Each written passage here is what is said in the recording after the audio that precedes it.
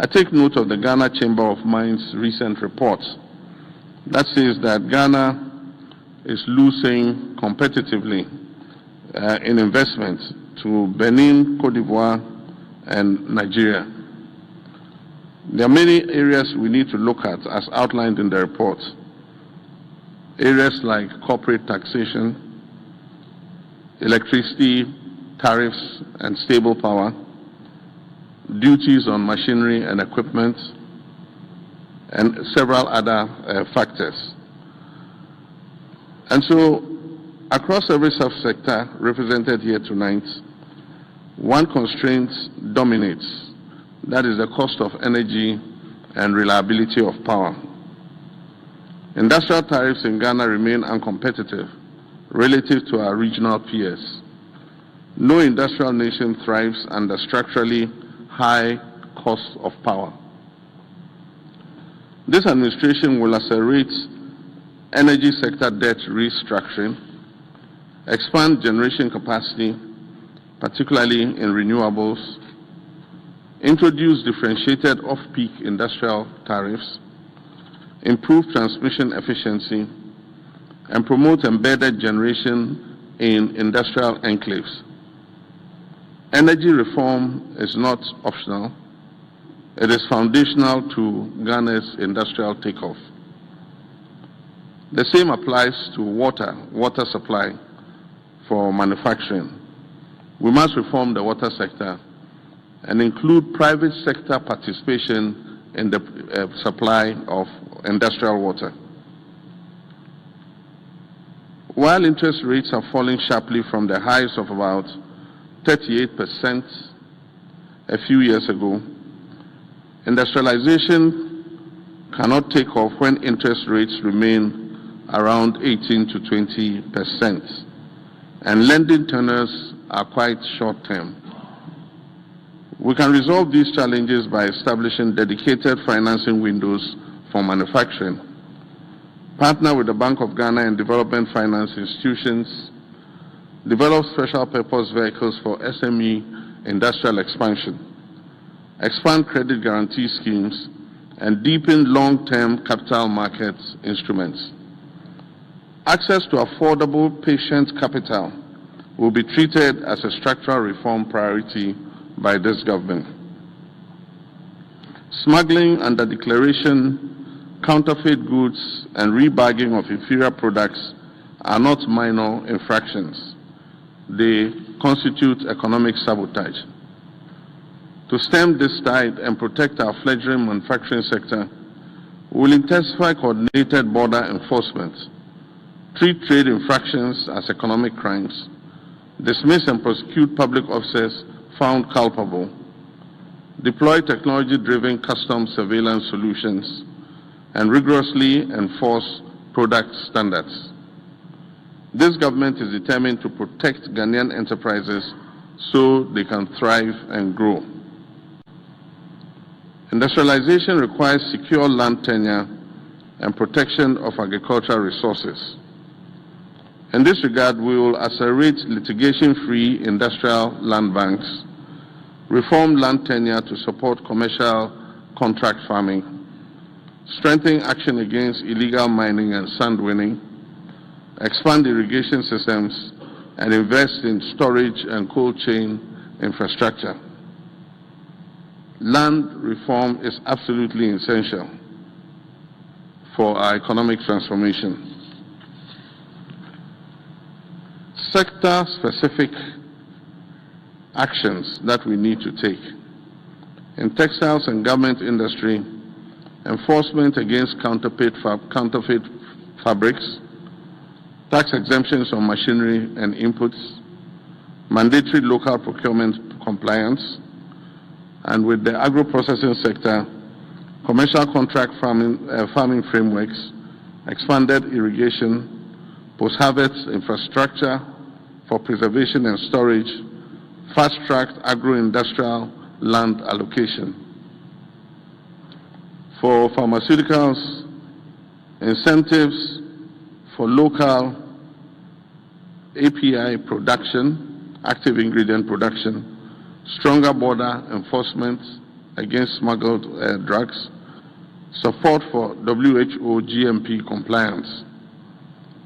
With the cement industry, enforcement of LI 2491, promotion of local clinker and other component production, resolution of port constraints in terms of discharge and logistical handling, and crackdown on rebagging of inferior cement.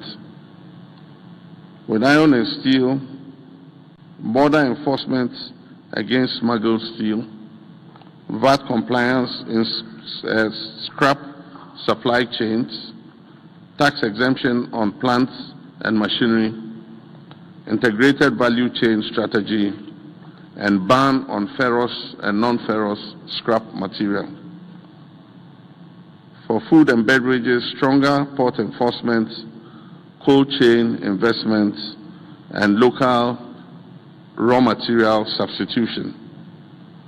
And for automotive industry, enforcement of age and quality standards, fiscal incentives for localization, affordable vehicle financing schemes, and regional market expansion under the African Continental Free Trade Area.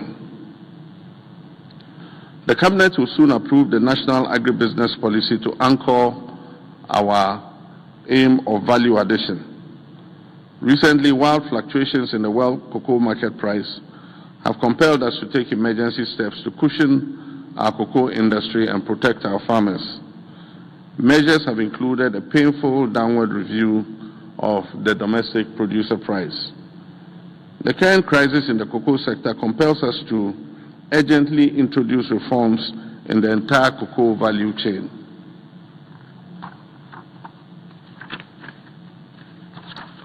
Reforms will include, amongst others, domestic funding for cocoa purchasing, expanded involvement of local licensed buying companies in cocoa purchasing, including the revamp of the produce buying company, expand value addition and processing of cocoa and other tree crops locally, automatic price mechanism that pays the farmer 70% of the international market price at prevailing exchange rates, drastic reduction of expenditure and elimination of waste in the cocoa board, and retooling of the cocoa processing company. We must move Ghana from a raw commodity exporter to a value-added producer. The same applies to the extractive industry. To achieve processing of all mineral ores locally within a 5-year time frame. At the center of our transformation agenda is a 24-hour economy policy. Factories operating one shift produce one shift's output. Factories operating 3 shifts maximize capital, infrastructure, and labor productivity. The 24-hour economy authority has now been established to coordinate nationwide implementation. I had the privilege of assenting to this bill, and it has been enacted into law. For manufacturers, this includes shift-based incentives, off-peak electricity tariffs, enhanced nighttime security, structured labor dialogue, tax exemptions on equipment for factory expansion, and other associated incentives. This is not mere reform, it is a productivity revolution. The African Continental Free Trade Area is the world's largest integrated market by the number of participating countries. But access alone does not guarantee competitiveness. Energy reform is an African Continental Free Trade Area strategy. Financing reform is an African Continental Free Trade Area strategy. Enforcement reform is an African Continental Free Trade Area strategy. We must work to make Ghana West Africa's production hub. Before I conclude, thank you. Thank you. Before I conclude, allow me to address a sector often seen as social but fundamentally economic, and that's the area of sports and recreation. Sports today influences global markets, tourism, media rights, youth employment, creative industry, and investment flows. In 2026, Ghana stands at the center of several global platforms. Our national football team, Black Stars, is preparing for its fifth FIFA World Cup appearance. Our women's soccer team, Black Queens, heads into continental competition with renewed credibility. We also prepare for the 2026 Commonwealth Games and the 2026 Summer Youth Olympics. These moments position Ghana before global audiences and investors in ways that few sectors can do. We've therefore established the Ghana Sports Fund, a transparent financing framework for grassroots development, school sports, athlete welfare, infrastructure modernization, and long-term talent pathways. No country achieves sporting excellence without deliberate funding systems. I invite corporate Ghana to view this not as charity, but as a partnership in national development. Government has created a framework. Let us build the systems. So tonight, private sector, I have you here, and all senior government officials, ministers, Bank of Ghana, GIPC, 24-hour authority, all of us are here together. Ghana, your beloved country, is free forever.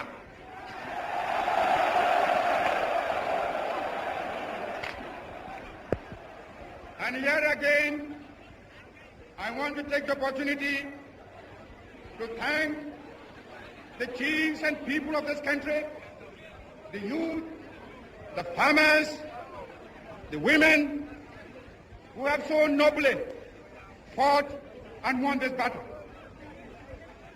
Also, I want to thank the valiant ex-servicemen who have so cooperated with me in this mighty task of freeing our country from foreign rule and imperialism.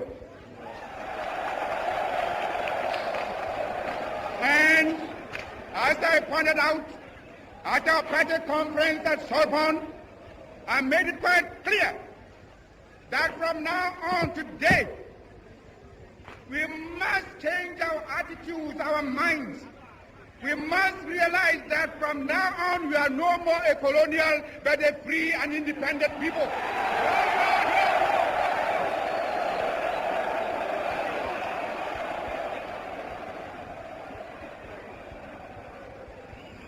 But also, as I pointed out, that also entails hard work. I am depending upon the millions of the country, the chiefs and people, to help me to reshape the destiny of this country. We are prepared to build it up and make it a nation that will be respected by every other nation in the world.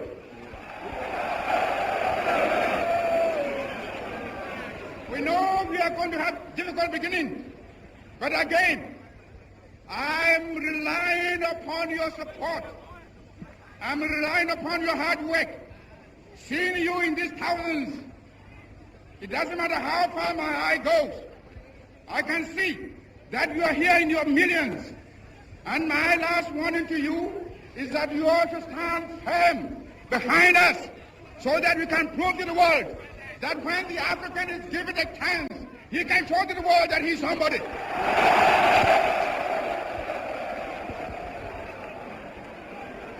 We are waiting.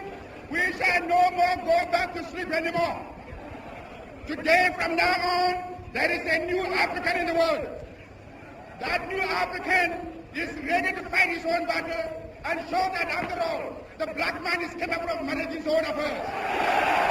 We are going to demonstrate to the world, to the other nations, young as we are, that we are prepared to lay our own foundation. As I said in the assembly just minutes ago, I made a point that we are going to say that we create our own African personality and identity. It's the only way in which we can show the world that we are ready for our own battle. But today,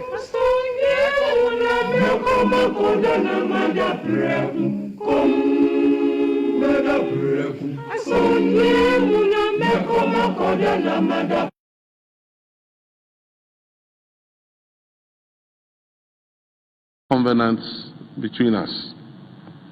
Government must commit to maintain stable macroeconomic policy.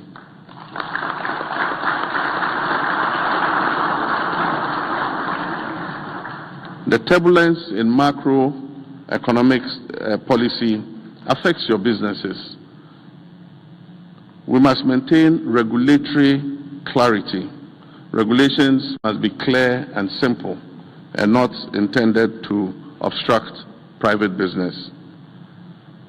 We must look at the whole structure of industrial financing and apply industrial financing reform.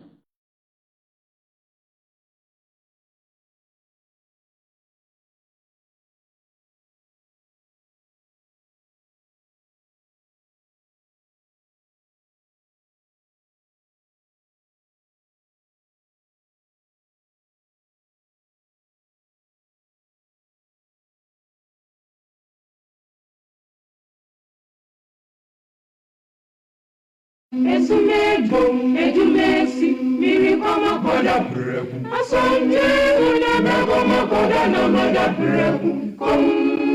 Mada preku. Asanje una kama koda na mada preku. Milagiri sunu shiremu mami na mami. Shiremu sunu mami. Oya sunu shiremu mami mami. Na unyami kuto una utumi mami tina ojojo. Asante una beko makona na mada preku. Mada preku. Asante una beko makona na mada preku.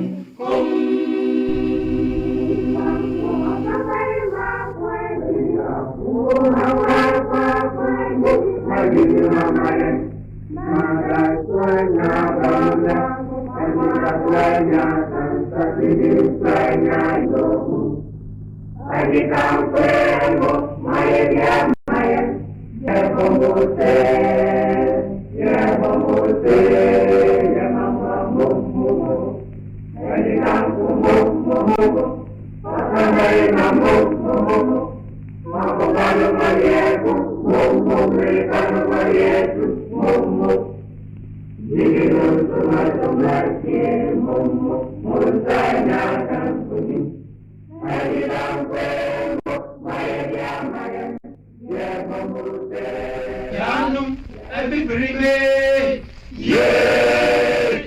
Yanum ebibrime, yeah. Asembe. Muntinya abena, munya abena, yetio, yemo, yevawadio. Amanyina rekwaja eno, amanyina remweja eno, yetu yena yebekobyo, yeshia munyansa yebemubyo. Yanum ebibirime, yeah. Yanum ebibirime, yeah. Muyirimu, yeah. Muyirimu, yeah.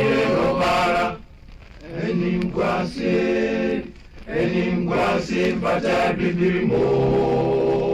Yeri ya uninde na marikwa ya fremgyo. Ebibirime.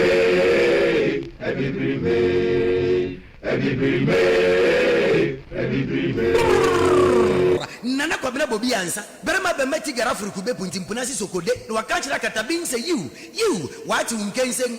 Kwabena keja guma mnianko. All right, so that's it live on Accra 100.5 Citizen Show Tuesday afternoon. We are back here and this is how we do it. Baby Bia Woti and Kabiano Yamoa Ha Yamoa Kwaba. Dominant Pempem ya more offices, more fear more various shops, market centers, fuel stations, more be mu ewo miami ahodo babia me Ghana say no yamamu nyina ha yamamo Akwaba trotro drivers taxi Sanzi Uber Bolt Yango yadamu nyina say na area mame for say ma anyone more joining on your Facebook page. We are grateful someone joining in area our your Facebook page ni Okaina Malam Zak Saha munyina yadamu ase Sir, more joining a Facebook page, other platforms, Benya FM, Elmina West End FM, Elembele. Here the Nasia Momo Jonas Andy Asamoado, measure from Medina, Accra, Medina. All right, thank you, brother. And I see your production crew and Kwame Kwache and Estokwe. We are Paite social media team. We are grateful. Media and Kwabena, Bobie, Ansah, the old soldier, the old lion, the last man standing, Commander Boam. We are here from this time till 6 p.m. and that's how we do it. Ready to rumble. Lawrence Mensah, thank you. Arafuma is here. Thank you, Arafuma. Michel Pruse and area. Baby Obiano and 24th February. And exactly 50 years today, we know what happened to Ghana. Exactly 50 years today. 60 years today, sorry. 60 years today. So 66 to 2026. 60 years. And 60 years by this time, we had some crooks. We have some idiots. We have some foolish people who formed a party called UP. Very, very foolish people. The only thing they understand is to make sure that Ghana stands still. And 60 years ago, in connivance with the CIA, in connivance with the foreign forces, decided to derail the progress and the success of Ghana. And then me drive it for a friend is a motorway. And the way I hear to motorway no so no. That's right. It's 60 years ago. In Ipebi Kofa grade ABC Ghana so. Said yeah, Uja koso mo dam wono. Bui dam ya tra sa. NDC MPP atra bui dam ho sa. Ya pim su bia. Obia ba no de abe politics no Canada no oko. But the fact of the matter is that a yankrofo bi NDS abone no ene ye desu gina ye ABCD mu. Ye hunu man-made dam na bruni enima de kro. Na kwasi bruni onima de kro ye frɛ no man-made dam no onima de kro.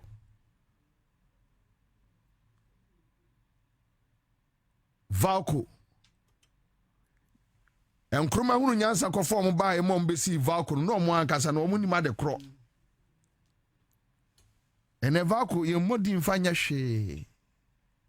Black Star Line ekɔ 60 years ago, it is said now, me no can say, so you're Ghana ni, and then can start time what you see, and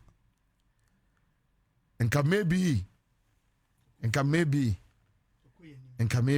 we will say, ya bre. Hadi Muhammad, Spinkters. I have a senior man called Hadi, and I don't know whether he's the man. But I have my co-host here, Mr. Dia. Mr. Dia, 60 years on February 24th, 1966. And just say, but I did back a significant say, and that ye change the name of our international airport. Sharp. Can we have it? Not a name in Kroma. Birthday, since on the dead day, Abishia. And Ghana disgrace day. Ghana disgrace day. A day of shame. Yes, a day sada we na start etwe Ghana ede ko akire ede Ghana akọ akire yakobe 500 years because ohwe enema na Kwame Nkrumah ahyase a na wo yiya na saa city school ni ba no na say look at it no what two kwan e wo Hanoi Vietnam ya wo ko China on peace mission obi also ko person wie no ama ye nyina no na afei nachi ya no pasam enti wantimi kura ma Ghana ha biem kotena Guinea odi 1972 areho. A yes statement from Ministry of Transport was a renaming of Kotoka International Airport to Accra International Airport. And I think 6 bullet points renaming. Okay, so point 1, the ministry hereby informs the general public that the government of Ghana has officially reverted the name of Kotoka International Airport to its original name, Accra International Airport. Fantastic. The facility was originally known as Accra International Airport before its redesignation. The government has considered it appropriate to restore the airport to its former and internationally recognized name. This change will not affect airport operations, safety standards, or international travel arrangements. Notably, within the records of the International Civil Aviation Organization, the airport code has remained ACC, Accra International Airport, but they have a code name for it. Yes. So the implementation of the renaming will involve the systematic update of official documentation, statutory instruments where necessary, airport signage, digital platforms, aviation publications, and related communication materials. The general public, stakeholders, and international partners are kindly requested to support and cooperate with the relevant authorities to ensure a smooth and seamless transition. The ministry appreciates the continued cooperation of all stakeholders, and unquote, this one is coming from Ministry of Transport. Yes. Ghana. Me fi say ne kwan so an. Kwame Nkrumah airport is one one see. Na den na odi obi a onu betu no. Egu n'anim ase. Ama wantimi ama oman a na wa hyehyɛ ya na oman ne koso. Wantimi ama mu biem. Na se bi okote na obi mam Guinea. Na mintimi language anu waka wo ho no. Well, for so Guinea, Omoka French. Omoka. Kwame no abin. Yeah. And you know, yeah. Okote na ho no. Say owu ye. Wantimi ama gede ye twa na su. Na na ye to mo na ye hwe ne ma Kwame Nkrumah ye ya. Within the time short period no obetina so no. Eno tie ne kasa. Now can kind vision ya wo wa e de magana.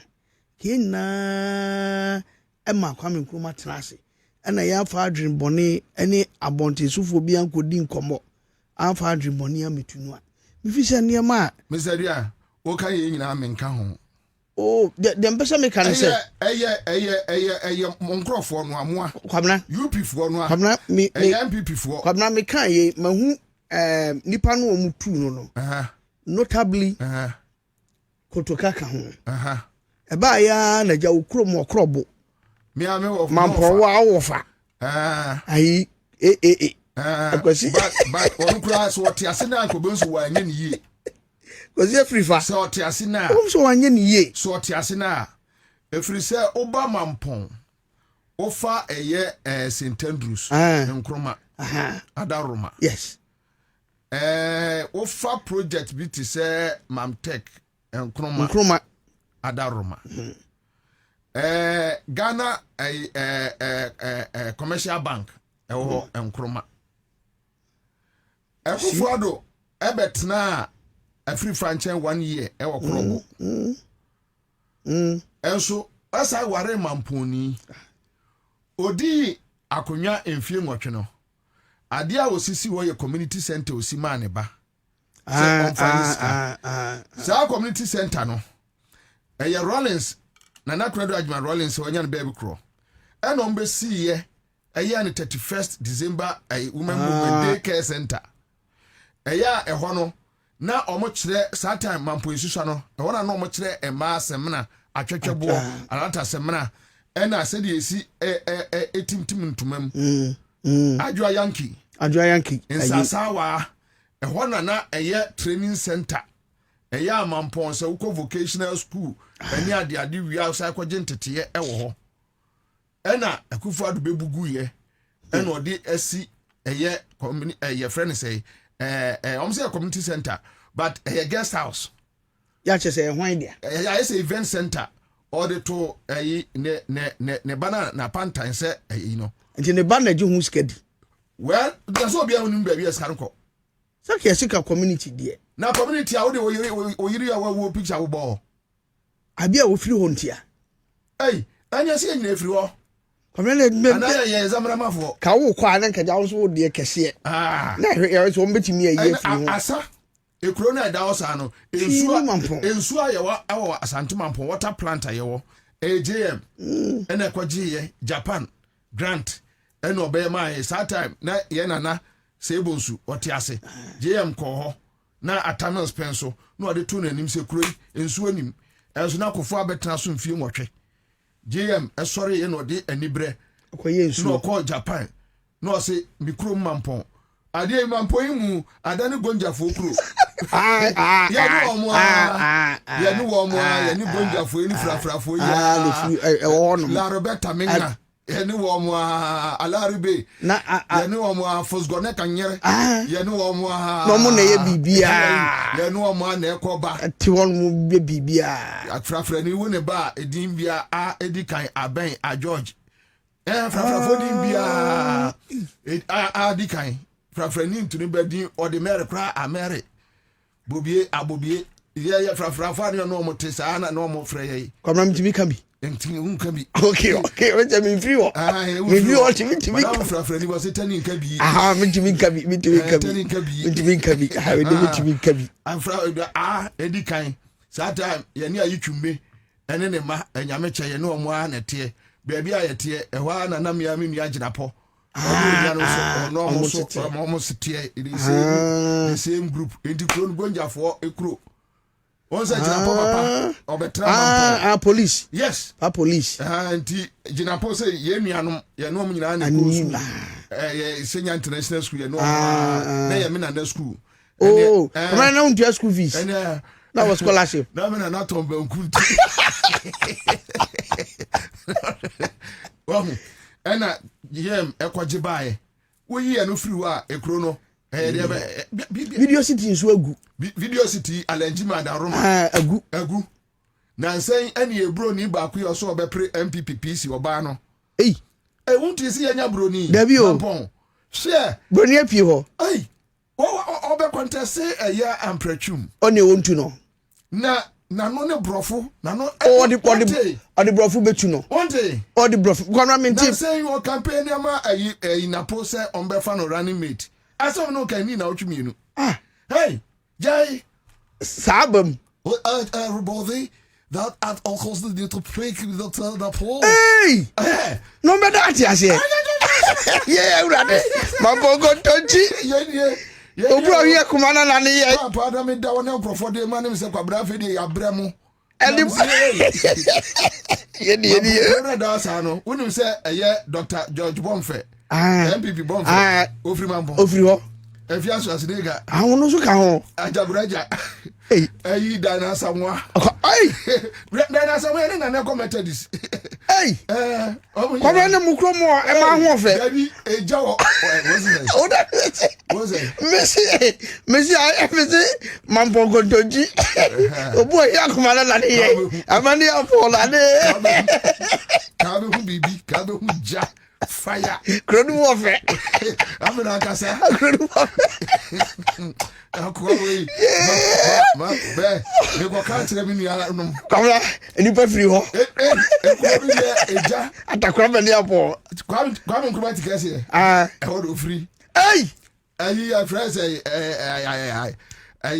akwa the t-shirt boxer you wa adum bedwam ye friends akwasinsia kwasinsia ni ne free baako chirifaso mampo chirifaso fo ayi akwasi ambo je casti ayi ono so mampo ayi kejeti lawyer ayi lawyer nkiti Ansah on a dimachi.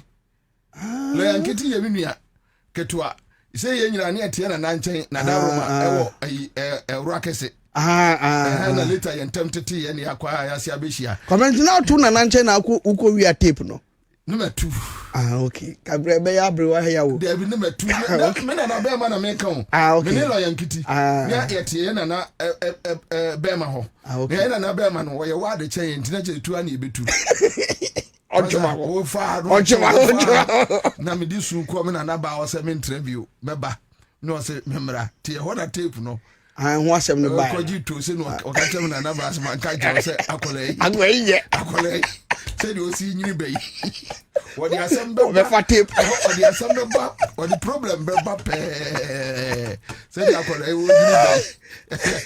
Enti kroni de enipa firi mu pa. Yes, man project be pa na wo na Akufo-Addo. Ya se abedi akonya 8 years old. Mo se. Yes. En mo nkonta. Mo se. Eni nkonta. Hey. Fie nwotwe. Nothing could be. Awo mu kroin. Mese Mampo pe ura ho emfie nwotwe ya Akufo-Addo betena so on point. Mampo station. Mampo station 2015 NBC and a station no almost shops no man you know MPP and Twasu Bill. Kono Mampo ya ofa kunu mo na ekono. Mese Asante Mampo station NDC MPP anya ho hwe edwa kase a ne yewo ewo eye ahemboboa no ewo no nkanya dwa enti etu wo mo no ne ye nyina ne epren so enom ko boss sen ewo video city soro ho said the MPP beto eye Asante Mampo dwa no ewo video city soro ho no saa na omugya ho we de nyame adom de wabedi Mampo hinin abrante mene ne call Prempeh College we me bompa ye e friend Casti yes na dwene mu da ho pa ye di sira e sira no no de we me mate from form 1 to Apache eti me de nkrabe ma ne say unua e wo se Casti nana Mampo hine ona so be me tonkrai e wo so make sure say kron mu de ona dwene mu da ho oya asukani brand correct pa me there I can say because me brand here nani so ade efe Casti there obedi school prefect kra okay e bomb enti we madam for na enti si e ka eye enkroma asem e wo Ashanti region say KNUS wan fan kosinzima dabi na no krasi e be change din no Bobie nana enti senkene enka me na afrifa amankwa papa shi su firi Mampo yakosa na mi ba ku bi dom so na yakosa ana yakosa na she papa shi ajaguraja fia so asdega dinosaur Dr. Bonfe I do ya wo economics ba ku ba Mampo yeah Kwame na economics no so ni yeri asa baba ekro no ohu utwamu edere seja utwamu Mampo se ekro no siwa na edere so we share Mampo ni na di no agura oni beye oni busom esubo so nam na ja so na Kwame Nkrumah tikase wonje ba apem Kwame tikase awi adwi ba apem na so no se no we master ewa Mampo bi so okoba kwakumankani wo eye friend say urakase down kwakumankani na obo kwakumankani won na ebo fa wa dom no bra yes yera wuja itikasi a obebo Kofi Abraham nyum nyina ase Kofi Abraham so ben mo ho a free wa se duma se Seko City Lumba ewa ye komna Lumba ya no de kro na se yakosa ni hu bia na yakosa na wo de na se ya do koye afa kura bro se Elizabeth ni na fa ya ka o se jade no apa me si ni pension net wo fam ka cha ye praise yakosa fine mine ade a wo ye ntie ye my boy this just a minute be a me yard papa manipa come for chrono ekakra why ade me da se ade me da se dada wasi me da se dada wasi o ka de opeso okay me say dada wasi ka de opeso okay dada wasi una se na se e di say dada wasi free o dada wasi yeah no squad o ya friend squad e say dey be ka bob see e ba no mu ya no mu dwane mama kami since ya say ni tise ko ni tise yi hydrogen memo no kwazi since ya no le so nsem wa mu nyina wa mampo ayi lady ya okay news wo TV Africa yi oh nana tiwa also free wa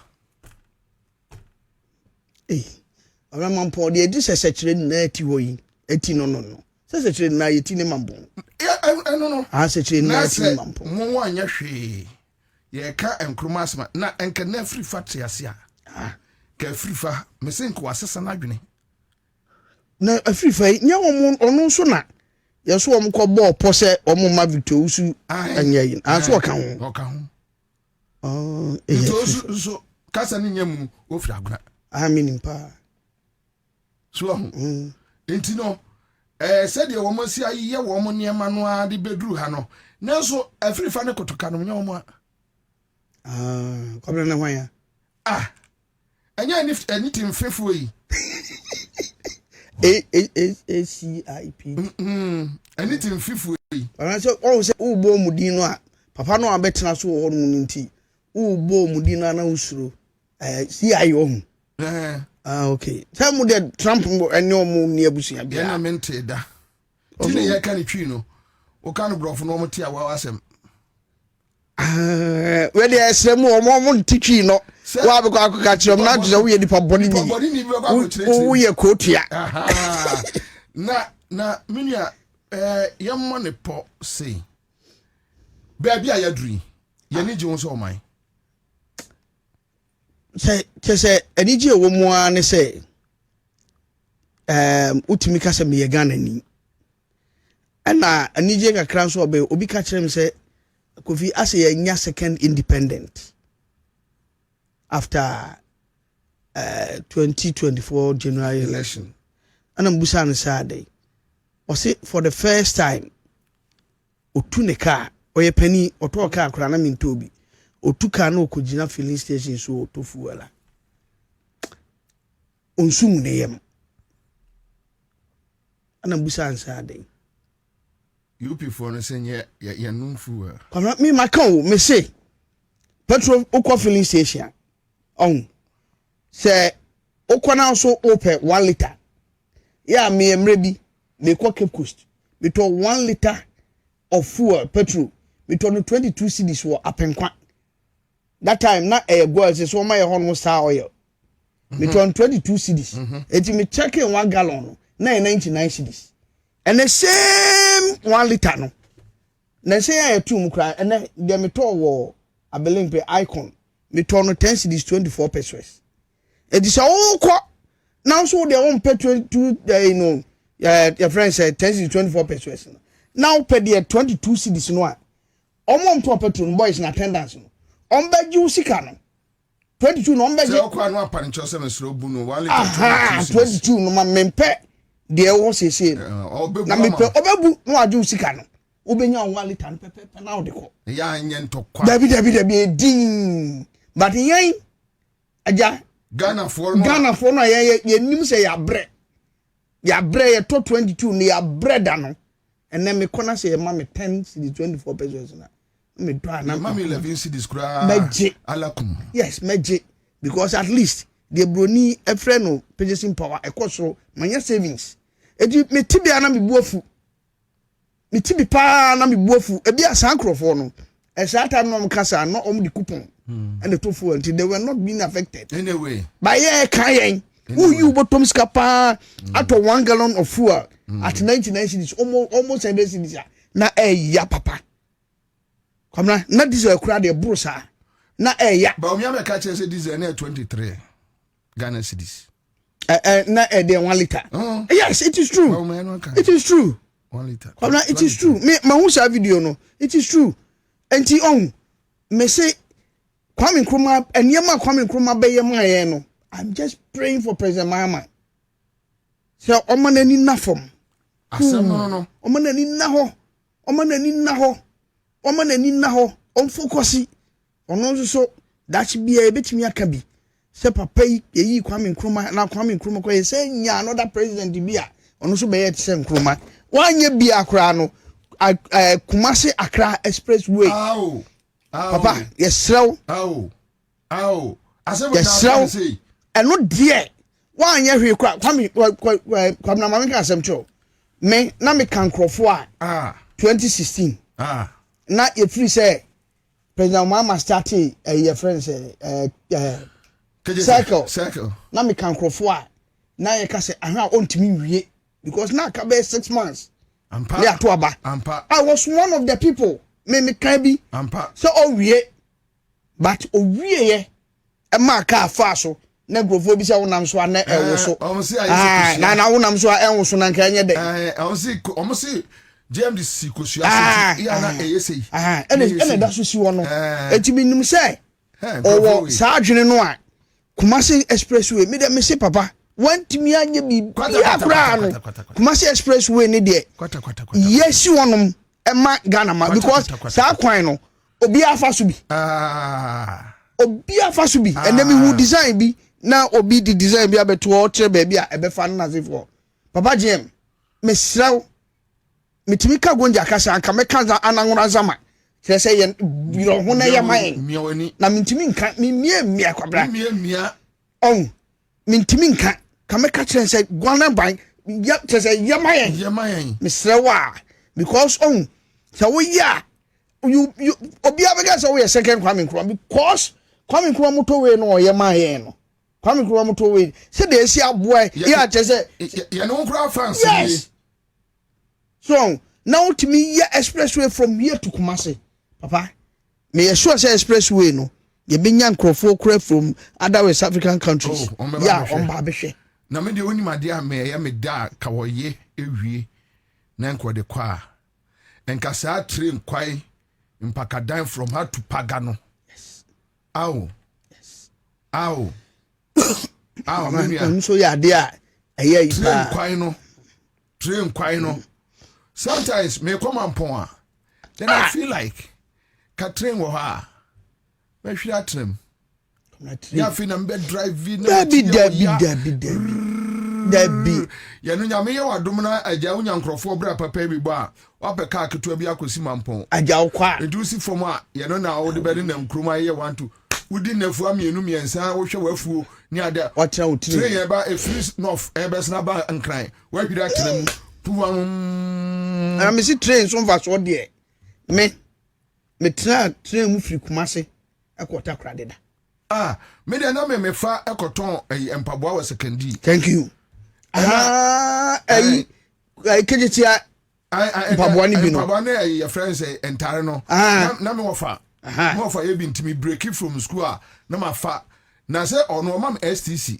No STC lord friend eso. Into yes, I'm Timmy Sham. Now, my free atra and I do train. And I never know what do. And once out to free Kumasi only Nam Casa, do a day I could carry one as well. When I was saying, me Ramusa. Oh, now me yet drew Takra, the army, the Beniac secondary. And then I one said me offer, no more fire police commander or no more Kono. Ade achi me ko in Chaban Escado me kwa ko bo business me frua bia mtimi ko alibo na ma kwa ko bo alibo nso kakra na wabre hwe na me bo ku mi from me go oh ma tedi bo atwade me dey say me ko bo all blacks a friend is say justify so do oblasi so do oblasi sata na ayi makasante rasta ya wo kono uni bobo midfielder na Fantini boy bi ya obebo me na me say be ma ni bekun me de ontaria bi to bi bɛte sɛ ɔhwere apia wato nsuo bi mu a wonu yɛ ni bra sɛ jo wɔ sesa nyama ne sesa nya mfa wɔ sɛ asantiri de ɔko sesa nya kɔnɔ ma kai ma sem bi na yɛ wɔ prembe college yɛ bɔbɔ me na mbɔ number 3 akoa bi ho ha me so de boy afa no now head the ball dabi boy what the come na me head me na me ta head bo obi obo number 3 so ko head ai dey no go ye ma ye dey my obi go true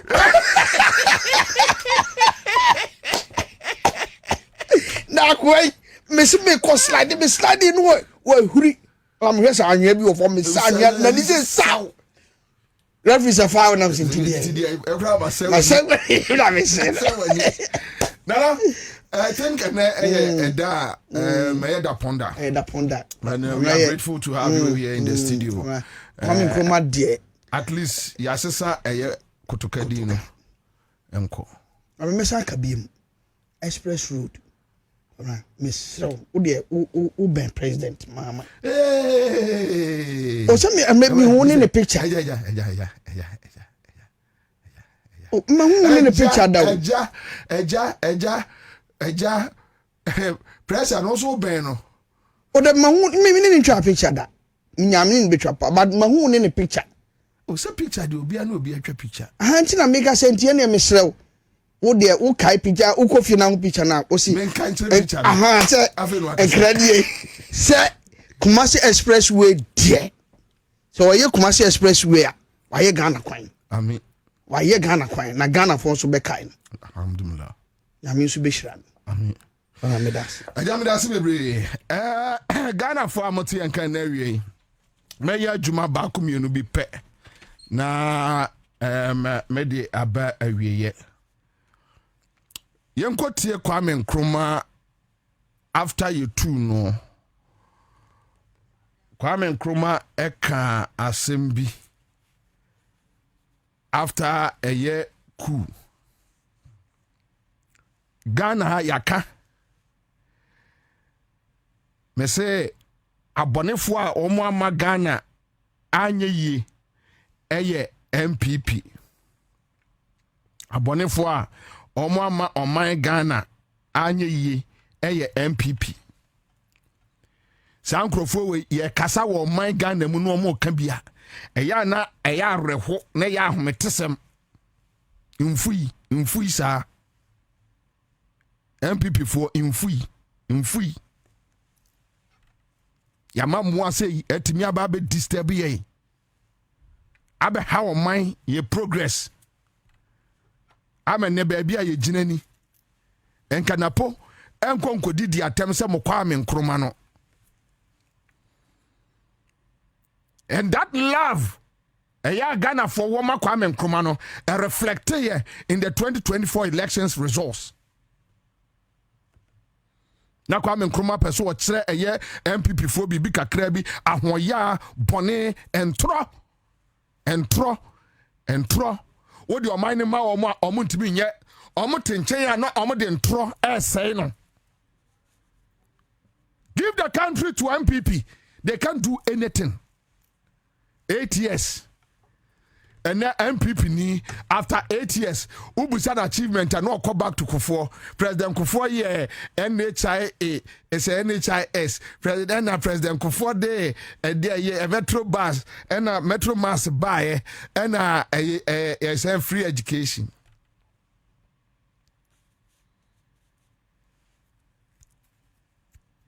Omo tenchanya ahoya ensem keka entro but yenko tie Nkrumah after a year 66 school okasa free conakry mejira so na me de a kire Ghana for ade kakra ewia ba bia wotemenka bia no just listen to me very carefully tie me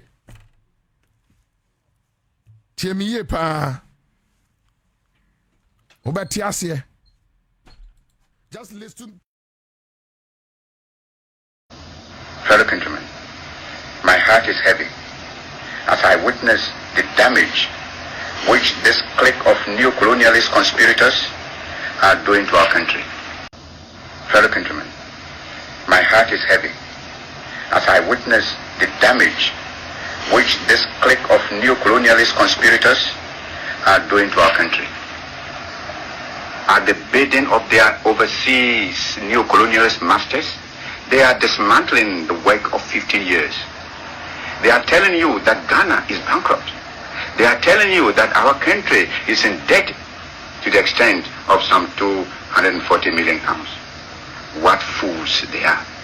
How ignorant for them to think that you believe these stupid lies. Open your eyes and look around you. See for yourself. See the splendid new Tama Harbour. See the mighty water dam. See the fine roads which we have built under the leadership of the Convention People's Party and its government. See the schools, the colleges and the universities. See the clinics, hospitals, health centers and the facilities which we have created. See the factories which are already springing up.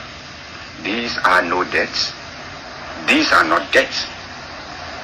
They are investments in our future as an independent nation. These are the physical guarantees of the bright new future which I have promised you and I have been working for. Together, we can put our Ghana firmly and squarely on its own feet. Together, we can create the things we need for ourselves instead of going cap in hand for charity handouts from foreign powers whose only wish is to exploit us and make us vassals to their interests. I know these are hard and trying days for you. I have never tried to conceal from you that real independence, that is to say economic independence, does not come without hard struggle and sacrifice. Unlike the cheats and deceivers, the liars and traitors who are now trying to lord it over you, I have never promised you any easy road. I have respected your good sense, your capacity for work, your pride in yourselves, and your sense of national dignity. Why do you think these traitors, these agents and lackeys of colonialism and of international intrigue to restore the independence of Ghana, chose this moment to perform their dastardly act? I will tell you, less than 1 month before they struck to destroy all our hard work, we had inaugurated the first electricity from the water dam. Only 3 days before this treachery, we had signed a new agreement to irrigate the mighty Accra Plains. At last, we were on the threshold of a great new victory. We had in 1957 won our political independence after years of struggle. Now in 1966, we were at the threshold of winning our economic independence.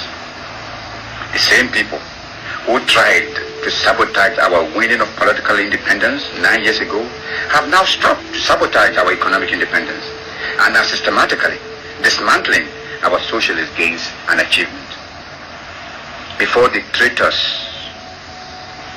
and the rebellious National Liberation Council tried to usurp power during my absence from Ghana, Ghana was a haven to which the oppressed from all parts of Africa could come to carry on their struggle.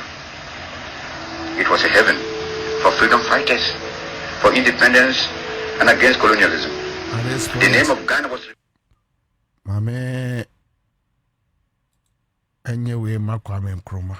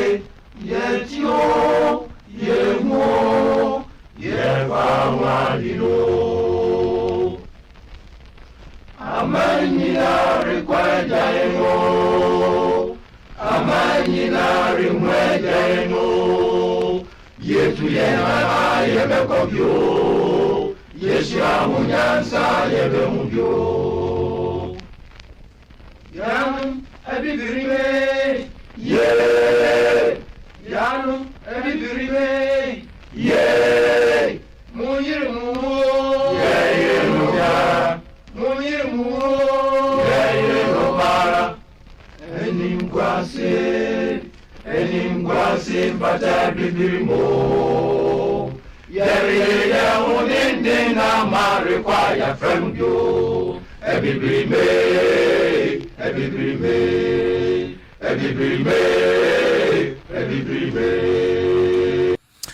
So what ye Dr. Kwame Atwapem Abransa Meduka Tawre.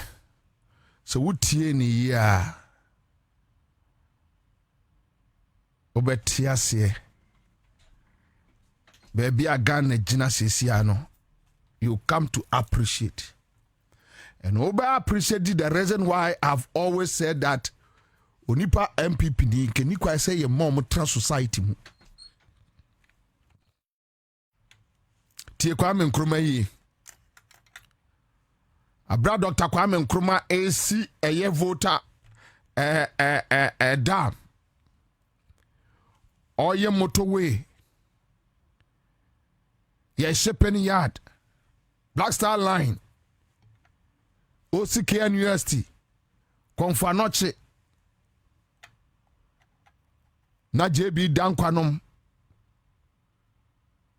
Kwasi afuwe na omu na mechire eka emre Ghana womu kan ya mo kan se Kwame Nkrumah kura de omu si Kwame Nkrumah de friend say Ghana sika Britain di jaye akwa ware fatia. Yes, afa do se Kwame Nkrumah akwa si school ewo Nigeria adenti na eso yesa Kwame Nkrumah kosi oil refinery ewo ye friends Guinea ke kansa makasi yeso diskane bia kosi Egypt Satan no na nyama we nyina akoso Kwame yesa nyama we na sustain ye for the past 60 years. Just imagine see a wo ye na nka Kwame Nkrumah anye motowe a ka bepem na nka MVP ni NDC ko ntokwa wo. I'm telling you. Onka ka motowe ki ya ko ntokwa enka sebe ye be free Accra akwatema ka jesi ye nanti lungu bush ye di akọ ka samre nki ye ko ntokwa den. Why na ye 1 kilometer adin ye 15 o ni ye ko 4 kilometers on.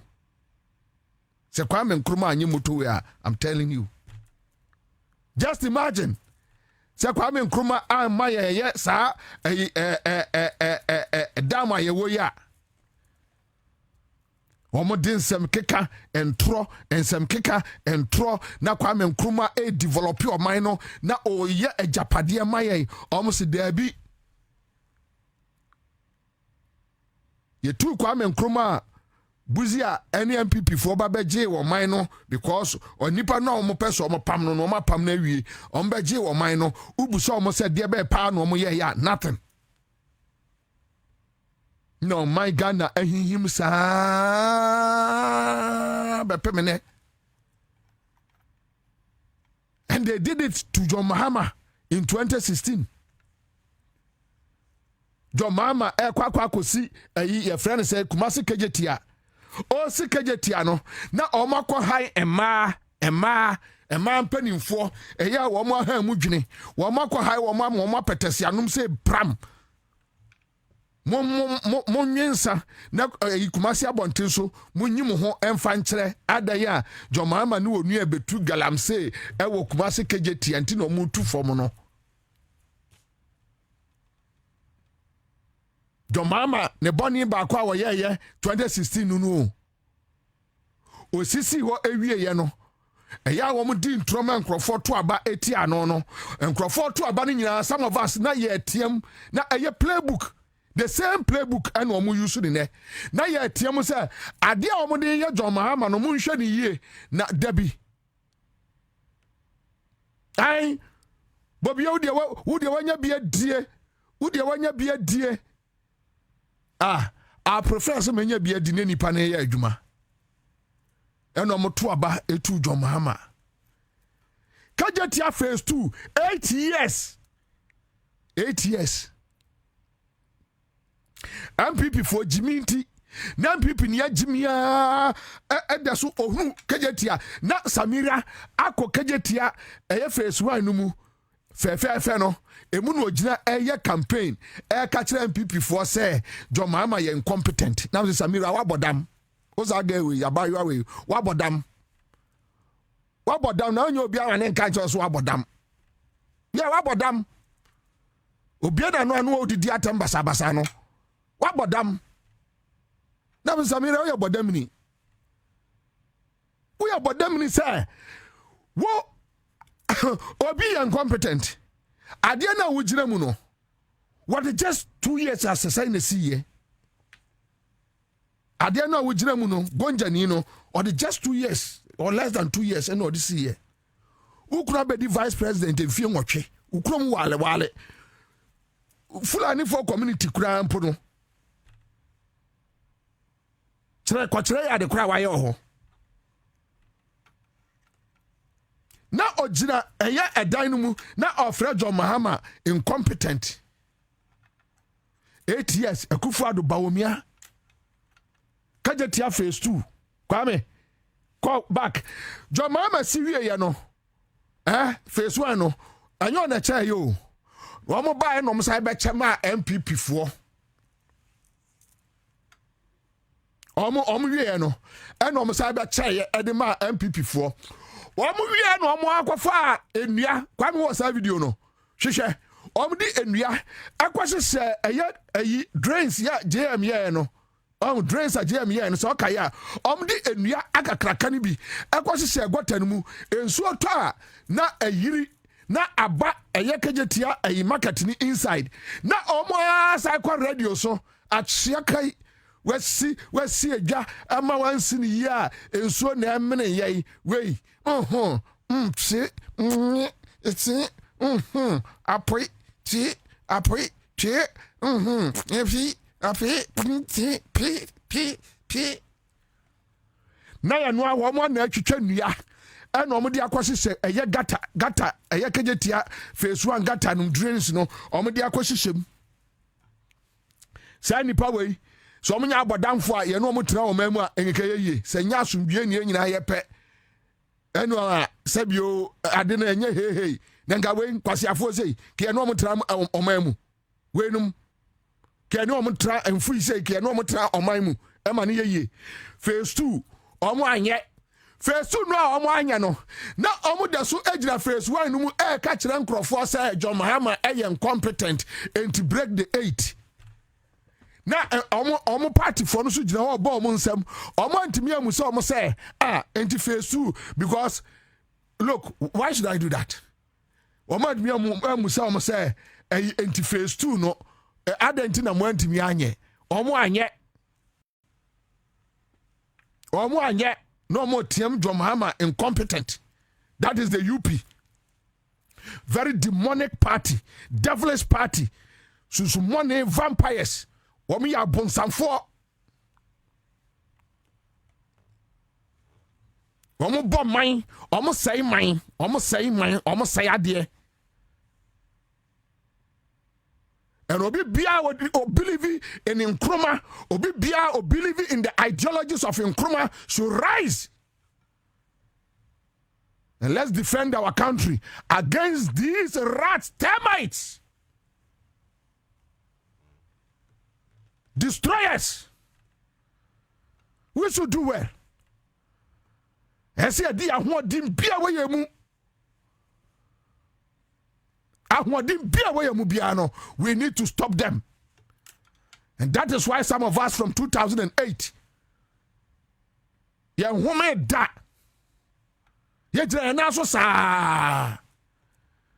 because there is a common threat against this country. That common threat, we know them. They are allies of the Western. They only come and destroy. They are traitors. Kwame Nkrumah ampemfra enne 24th. Omwa na bossman eja womwo ebe ka kire Ghana for say NDC a threat to our democracy. Bossman na ya ka kire say bossman nom no ye hwehwe mu no bibia ntia wo mo yate. John Mahama, yeah, John Mahama, a friend say, enkwada,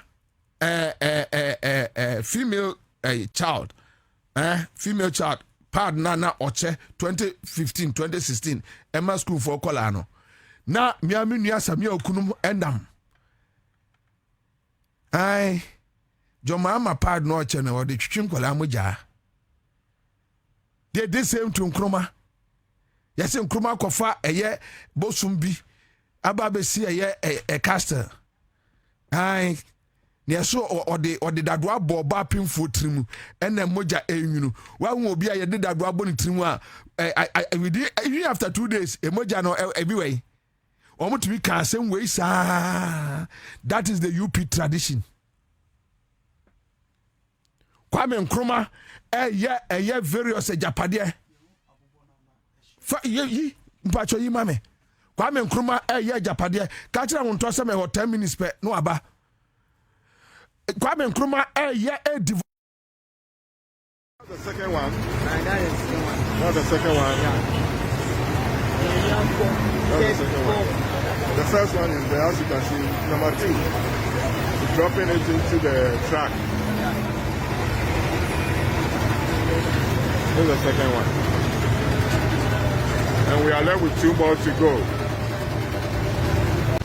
So we're bringing them out one after the other, and we'll know the number that are involved.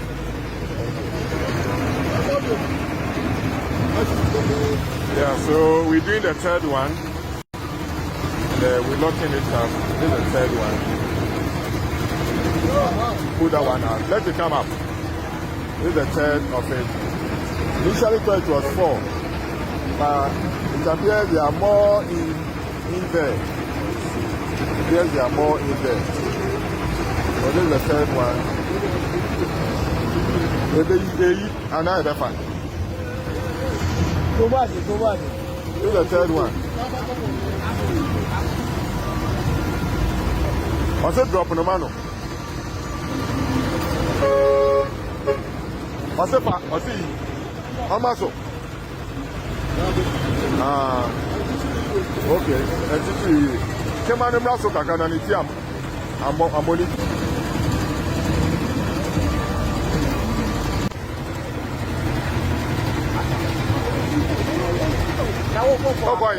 Now,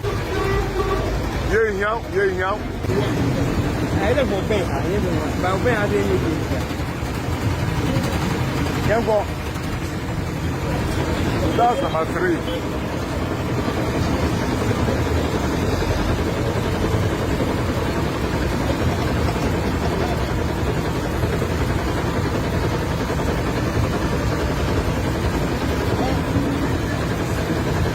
Now the third one.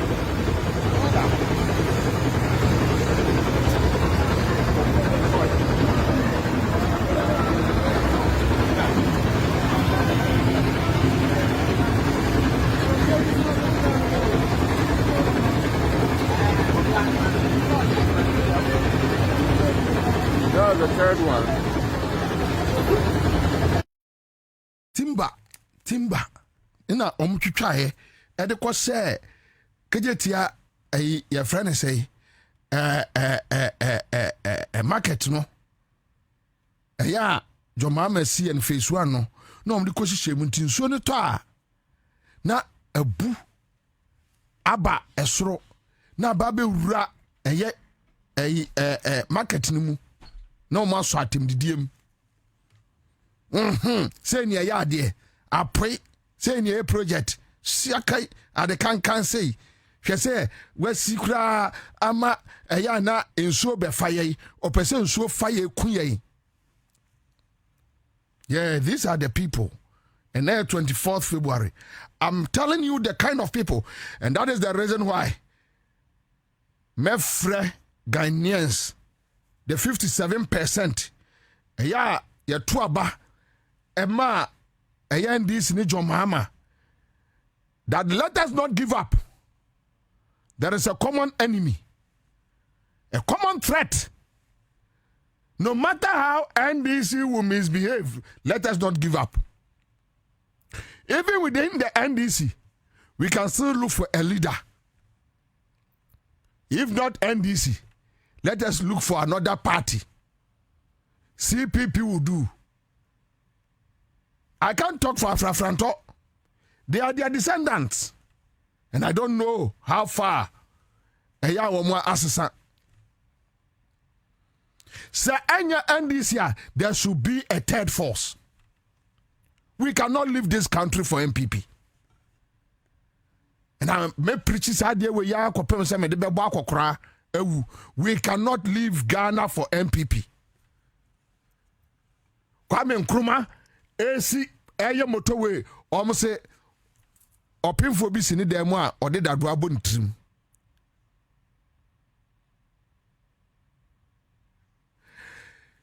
Time wa osi blaster line almost what they can kenya me okunkum kola. When say sa ankwase ade no mama party ase hwan no na say obeye bi sa MPP ni ma me no a say obode hwene osu oboda mu ono omfrɛ Patricia Piaget na say na you know medicine dey ne you know the press conference no since Angie came. So many children and people are missing.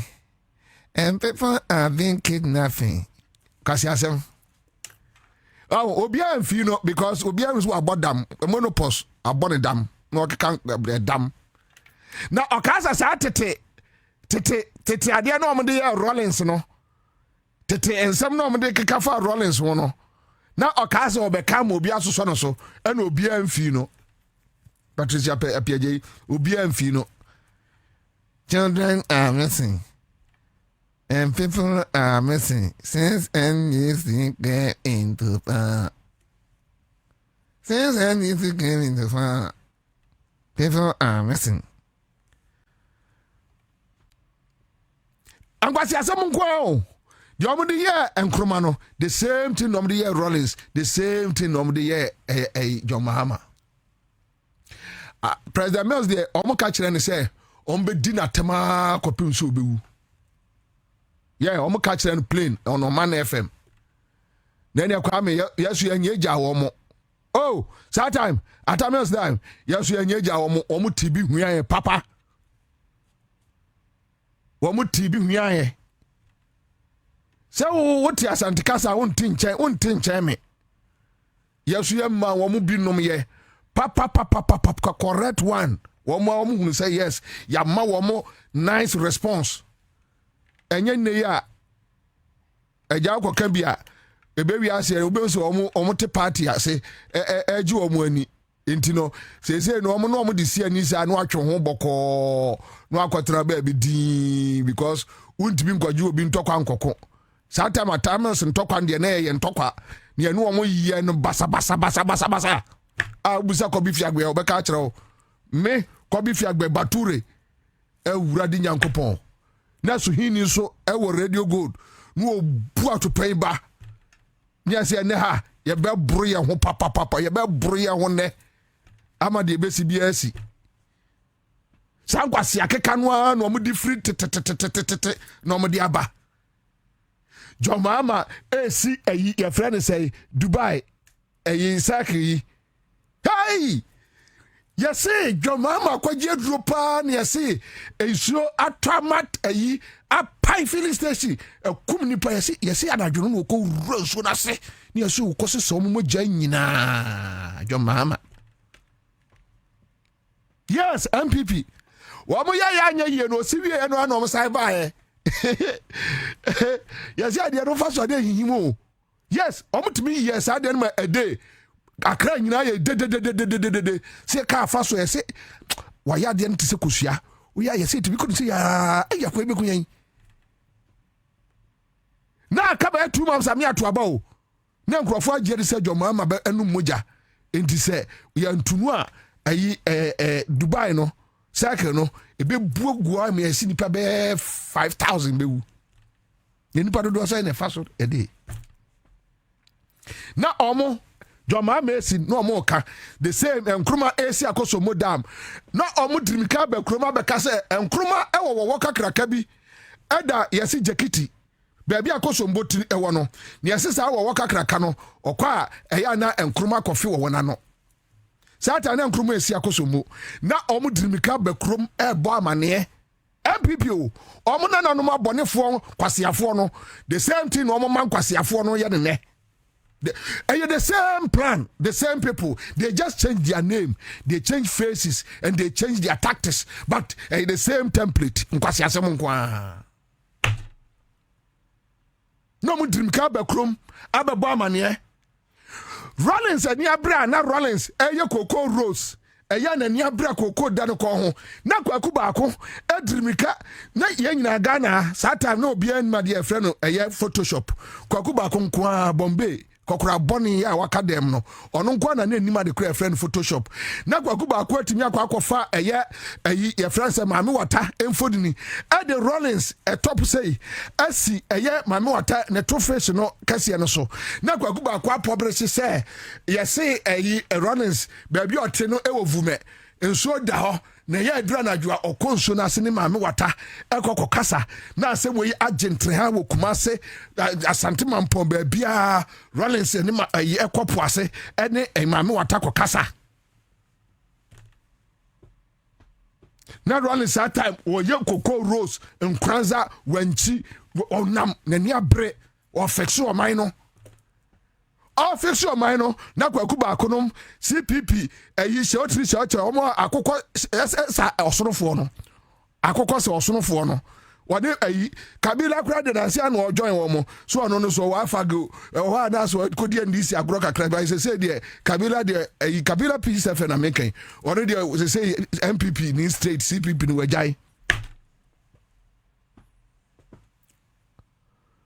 na kwakuba ako the same tricks. Woman says that no.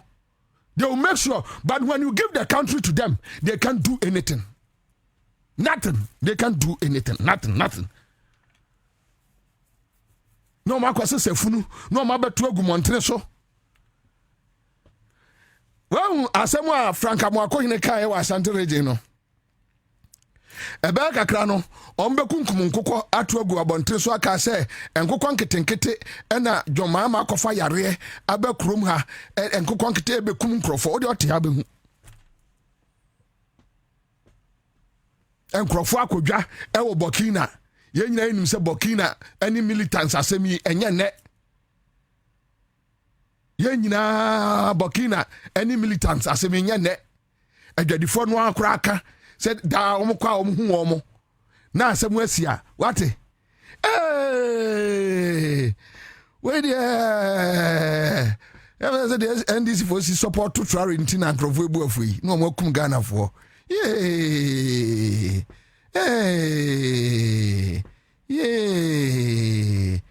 ha womo jimia say womo nim say asem we no a national disaster, so this is how we should discuss it. In Sri Lanka, Nani Biaba, so we Jimmy politics, no, it won't work. Just that young crow for now, 2 for a month. They always want to be like them. They are their friends. They are almost say, you can be mutual friends. Until sometimes they are no giant once.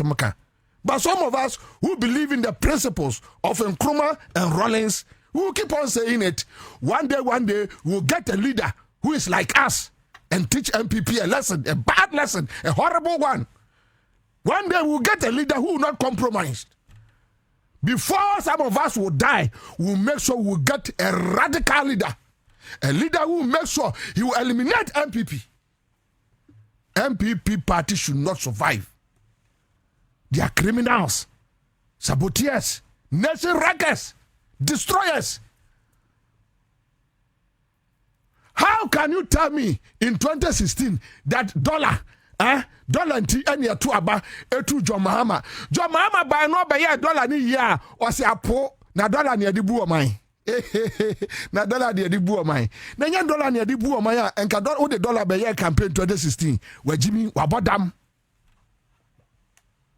2016 na kufu ado ama aye fuel gallon so obaye na ono 1 minute no ene de fuel gallon enye campaign ma omu bio enti John Mahama aba beti fuel so na uti fuel so na eden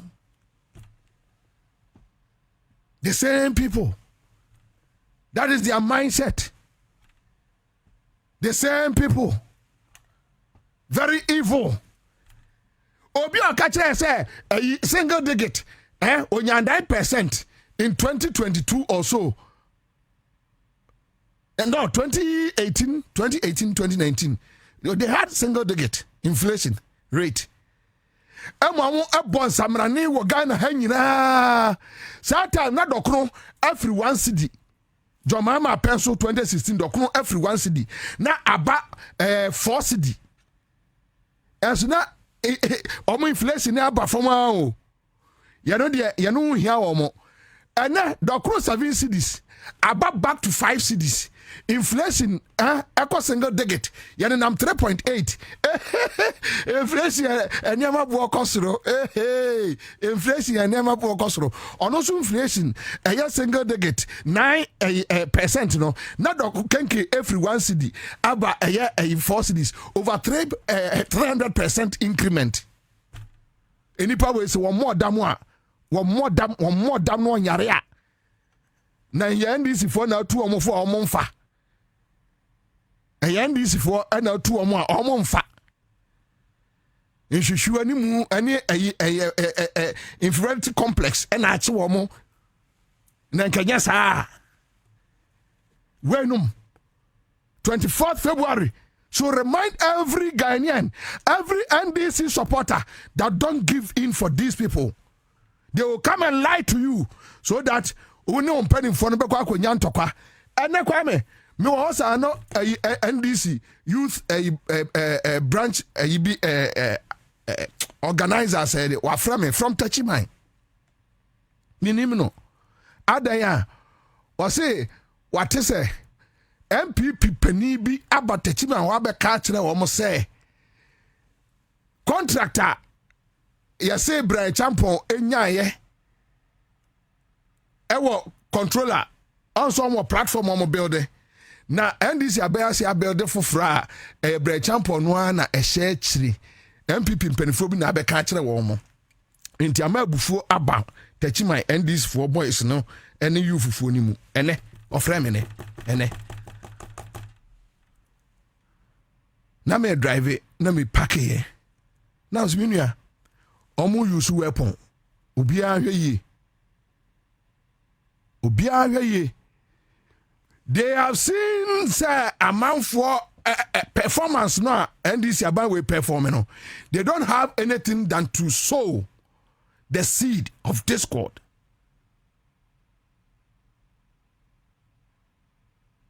Omo basa wo omo nam dua ho. Hey, hello Madam Eve. Ona ohu face say, hey Madam Eve. Hey, Madam Eve, my little girl Eve. Hey, Eve, my joy. Now, Eve, I just saw. Yeah, hey, Eve, now, on FSA. Now, Eve, oh, throw no more. Son MPP forever. Me das it. Now, Uknu Adam way. Oh, Miknu Adam, oh, Fie, yeah, Juma. Yo, and yeah, Madam Eve, Ediabe, what did that? Oh, Ed say, TVD, TVD, Eve say, Dabby, and ya dear Matibia did, no, ya missing me and Tibini, or say, Eve, I won't ne kuno,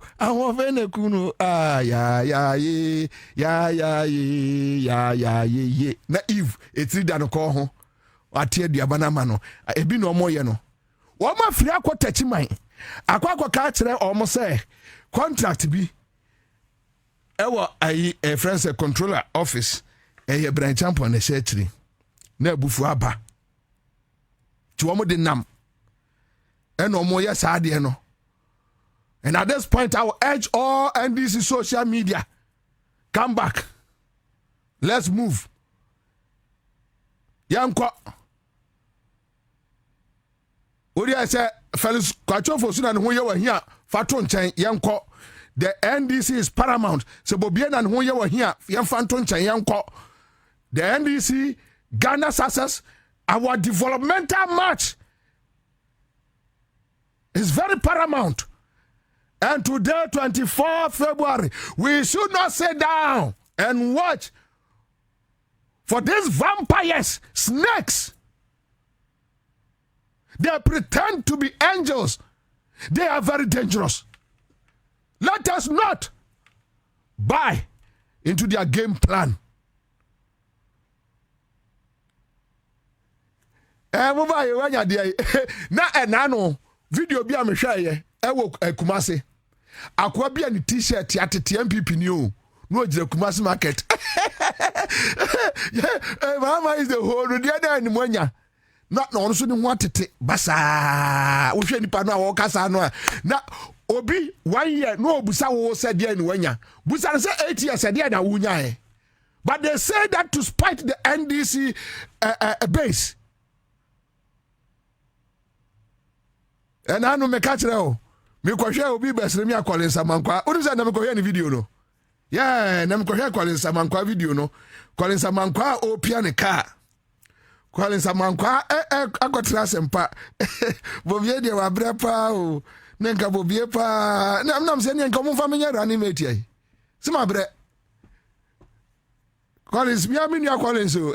Bobie avre pa. Wo Collins kra de wo bre ya me asa hwi usum. Ya bo sa akola. Wo Collins Samankwa ya bo sa akola. So me de obi amom sum. E o party ni mu. E wa ndisi mu. Wo ya bo usum. Ya hwi wasum ade sum ekokofi bu ache ho. E ma aba ka kira me se memmoa ne yanchi wuntumi. Collins Samankwa. Na me hwe Collins Samankwa ni obi. Me hwe minua obi no sa na masre na Collins Samankwa. Ayi Kwame. Collins Samankwa. Na ni video me mfa me sanka 2028 ene me isa video na to abontem me mfa me sanka video no e da hodi ewa bofu Collins Samankwa na omo lose election yam say January so lose December January February any 3 months na opiane ka anya ye 2016 me NDC lose ye me twi me ka mempia da ba ko bebi na me fu e short way why in a short way e no kra no just me seda oh me seda na short kakra bi na me fu en short ma me pia car dent na me hunu said the car pia city yes ka for no de e ho ahia fo agro pese e di bi hwe na me seda man short way e ja me kwa mu wo yi de wenya bra me bra ye bro na me teka na chi di so mbe wo se commander de gina ono teodi fuwe so asa na wo Collins Samankwa de alternator no na asai alternator no e na asai se wutie mi ya Ghana ni bia ntie mi ye e man krofo we na down they did it in 24th February deception and de be destroy ya Ghana omutu Kwame Nkrumah no omantibi anya hwe inti napo eko gina ka kire yen say mo Kwame Nkrumah no yes obeka sa kire yen Kwame there is no need everybody know this I'll end it here now they have started the lies against John Mahama okay say eba beto aba no Kwame okay ye beto aba no wuntumi ena me koye sa video na mra ho wuntumi timi tra ni studio e kan say lordi na pie oba na John Mahama ne wo mu made eda yes when they be national only the jump somebody want to be national chairman so that they can lie but you see an American ya many pa see a cousin ya many pa and ka the this leadership ne John Mahama no mo church nko bi akope ba bi atra but we will face them squarely we will let them know that Ghana is for us. We will protect Ghana with our last blood. You better Ghana ho ban be Ghana esi wo and that the dollar nye issue fuel enya nkomo eyi nya nkomo yesi koko asem ene koko fo de ne yenya nka ne yie ena koko no ebi atekwa na ebi atekwa ene no so e basa Ansah tomatoes o makoma no atum Only a job I come on to tomatoes bono. Ka Ghana for bebu so mpualugu sika no $12 million no into umsuru. Into tomatoes in their fine. Yes, it's a people ni kodwom. Oka say tomatoes no on top back 50 cedis cross, mesa di 50 account 900. Omusuo pualugu enkomo no.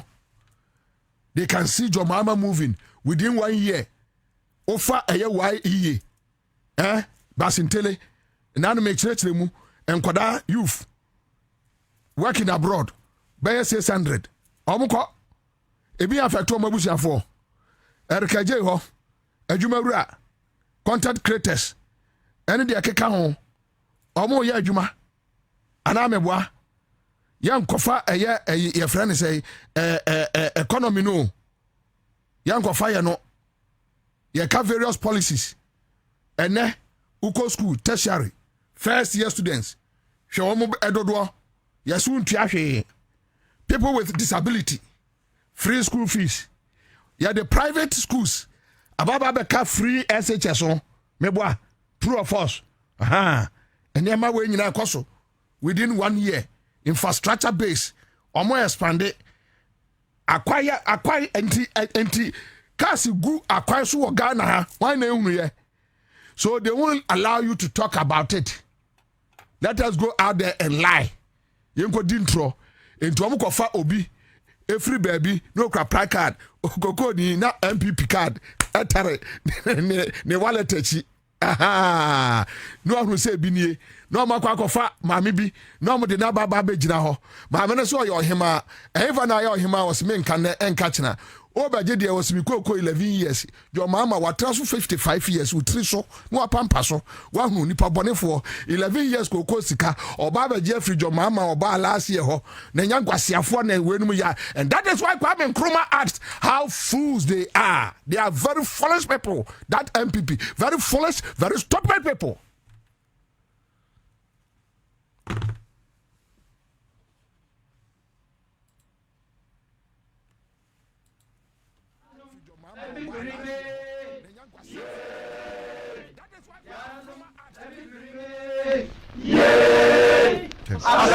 Assemble. Mundinya abela.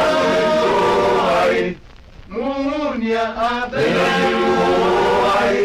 Yetio, yemo, yevawadilo. Amanyina rekwaja yemo. Amanyina rimweja yemo.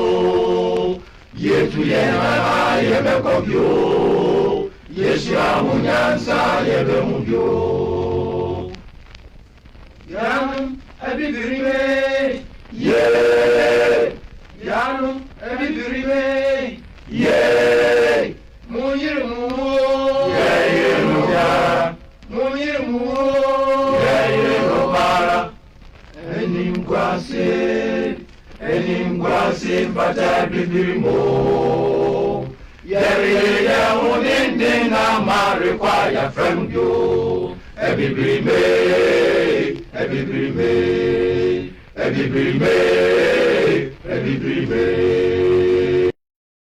All right, so that's it live on Accra 100.5 Citizen Show. We are back here live in the studio.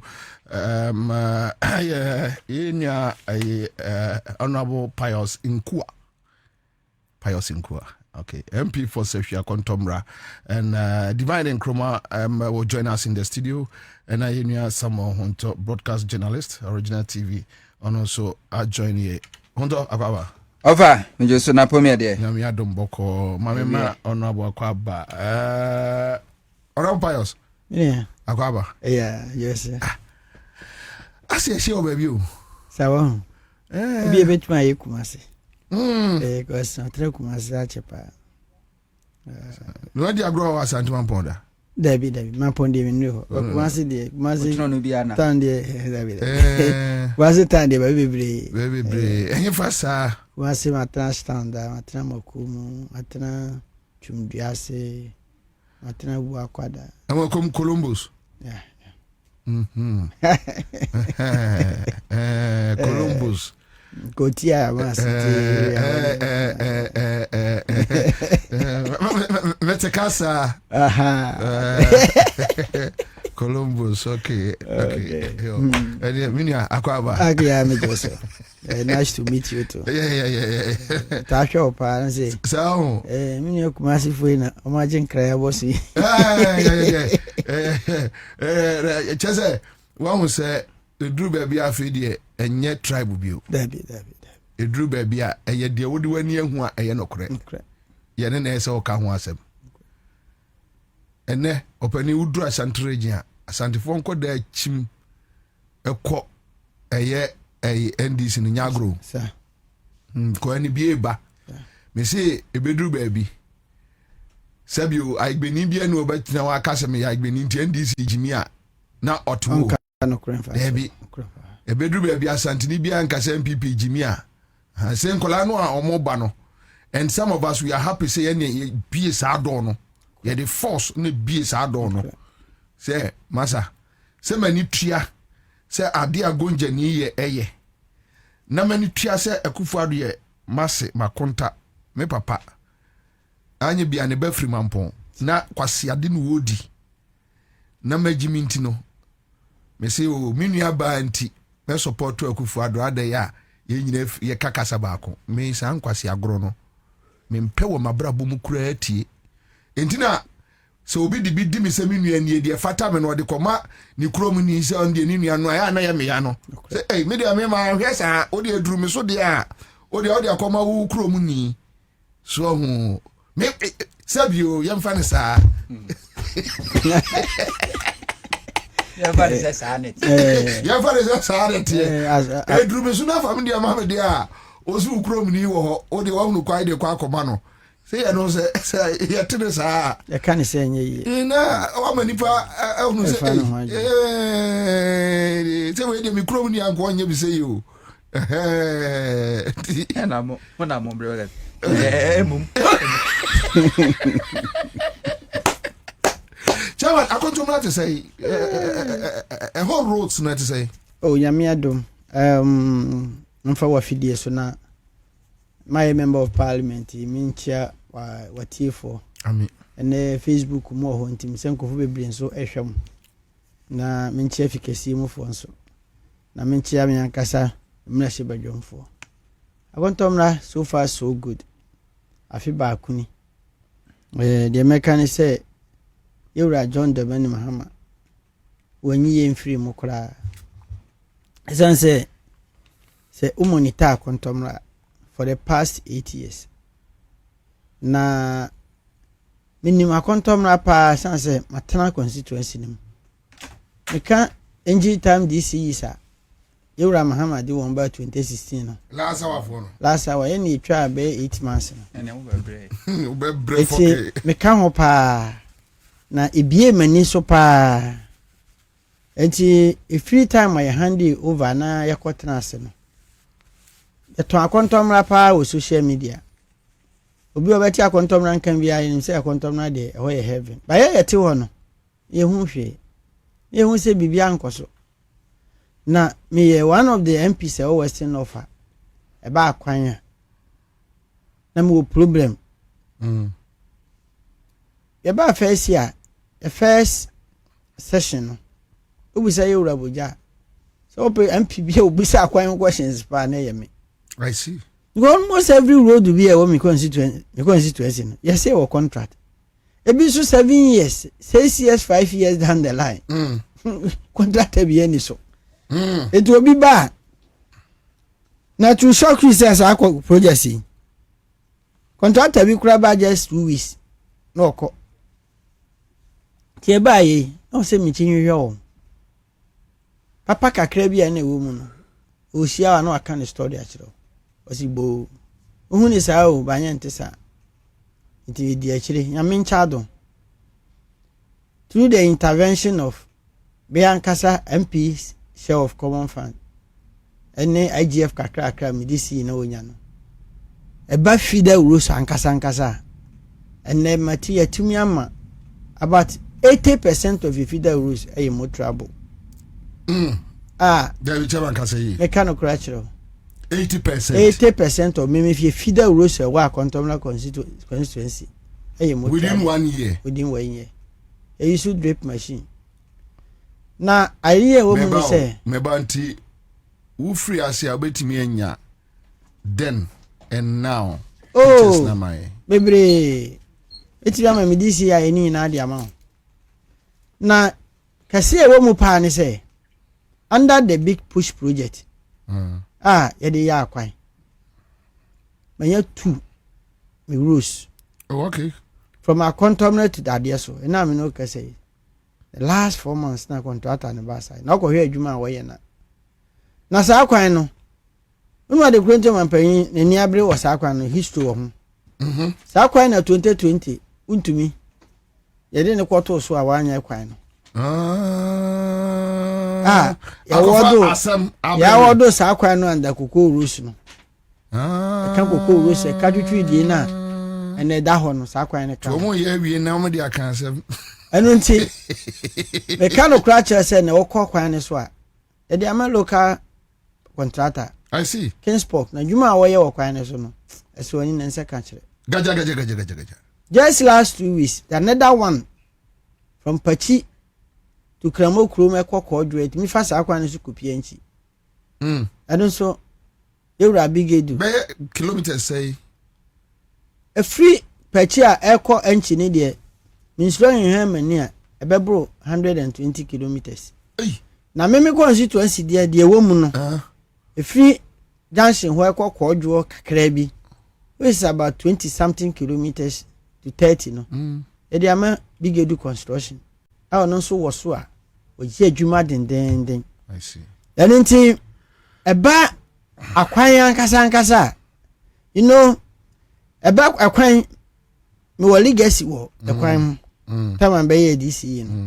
It will be a me born to Akubi, say. I probably didn't so be MP. A queen be so ye acquiring the young room. And truly, I'm telling you, say, you buy a member to say, oh, the Akas say, ya, yes, ye, or na, or we square, or pay Juma, aye. And when see a few budget, ye pass ye, yes, they say, ye be your clearance, various ministries and institutions, no. Na yet me, yam not any swing Juma, aye. A mabluno, they are in 2 force, your ma a real school. A bird Juma Suya, or may see a Jumano. Under the Juma Ura, and I, why ye, dear, and then a sharp apprenticeship, and also ye be, we are sure, can you crepatro? That be a me a catcher, say for the past even 2 weeks. In Fidia cry, and Saka, it was sewing machines and Saka. Yedi catch 35 back. Which is a sound switch 25 sharp under these institutions. Bakache unia enwa mebeba hai na o mama me so notice or the mommy no pay ya intimate me am this am prepared those things by the year came and obi ntra afidie bi ati ntwantro and until the year came ya bodwa ya yes anima we na e di ama wo eba wona wawie SHS na opese otoaso no for the past years so ba me constituency ni mu akula bi obewie SHS no hia no a onu ma se wo ka kire o me de mpense obebo mama ko anyes maye police ni o me de mpense wo mama ko soja o enti almost the SHS graduates no Obian come Odi ni say Odi no because previously the former member of parliament the MPP abano the promise nana no modema police but I saw say nya sustainable enunti me ba yi oba me nche na oba kan sare maka cho se kokofa o resource bla resource no be odi be ban utimu say obetimi I enjoy any of the tertiary institutions are Ghana hano. Vis-a-vis say you Rajoma man so at the no stress free policy I day. Abba. And motivation me debe mo say the security service na sem to na me mo na ku school. Na me ama to form and amawo. I can tell you say me to form the the last academic year, yeah, admission. But to form almost 200 applicants. And now me know that's wonderful. Me data confirm say about 80 to 90 of such applicants, you know. If you were nursing training, if you were teacher training, being admission were all was of a me know say me capitalizing on that advantage. Me one disabled say only going to say yeah. Disabled only going to say yeah. I don't think it's me stress and so I can yes the same could I'm same artist no military recruitment yeah. One may the farm office because and you know my idea pa obiani say MP na ever soldier and so nyawa enya me na me fa we kra no e je so my adwuma no me ka me bia one may the farm office one may the farm office no minya my adwuma no na che say ama aye say my ne de ene e phobia fantastic I don't think one more than our office and so nya phone because president has been transparent to say yepe this time yepe competence into no yemfa mama ye we na ne de o ha na we na ne de o ha I don't see aso yen ye wo bed na aso yen but ni nyina no ya sake wo madwemo mo hu say at the end this no you say obia stand the chance say oso na ho den hwe na oso ho den hwe na say obabi a obetimi no na you say edwire den edwash ho and that's what is going on until me I've not relaxed still na person bebre na enjoy tertiary education was obi a man admission me bo anu nya admission no na wo wom no me friend bu say na you say police na so na wo me person go school and this are some of the things. All right, thank you. So I come to for enjoying, and we hope say you keep on doing the good work. Fantastic. You by second term, third term, fourth term. Now chrono. Round up. Over. Let's start with you and my member Divine Kwaba. Eja Divine. Commander. Akwaba. And 24th February, me also raho. Oh, so I wouldn't say. And 24th February. Today is exactly 60 years. Pepe. Nipa bone for. Etu mo kwame nkrumano. Ka omutrimu po. Share ejuma. Editu Ghana for so ejina so editu Dr. Kwame Nkrumah na dia ya ne say unfortunately no yenyi aba beto e ma bakose mo so akire enyama ba ku mienu bia yenyina yenim say o hwe constitution ni na fiti abrofo time on be fa o man ya de bisi Kwame Nkrumah de bisi ende ya yo ade bia ye friend treason na che say obi a che say oyi o man ama asada ni abontin so for akotipam ababe bo oman no bone no sa ni pakro no you can say treacherous. And so if declassified CIA documents are you need to abontin to meet chere specific names any role omo play ya e chere say ye sheda bo omo pa say omo diga na bone no muntu na Kwame Nkrumah fi wonu mu such people no they can't be celebrated. And so a necra or ndra officially yate say you say Kutuka International Airport no I reverted back to its original name and there your friend Accra International Airport no Miami de significant Pama Yabakosem no because say obi eyi o my mass and pa krono ye mbona baso e man fans again o share juma 60 years ago almost share that chire to Kwame Nkrumah so and that me no okay ya like omun person be give Kwame Nkrumah the credit say wa ye juma but o de Kwame Nkrumah juma dia obedi ye omuniama omaye nyina emu bia ni wonu mu a epa Kwame Nkrumah jumedi a wababedi oman. So you ask yourself say it is a condemnation ni the kind of bastardization ni demonization how they demonize Kwame Nkrumah no obebi say won say mu ye we nyina na kosi sen mu ye ye na mu ba ye no e na kosi sen Eniama omu jina so edi ye sa ku yi di tia Kwame Nkrumah yi omu ba here no omu be here times more than 20.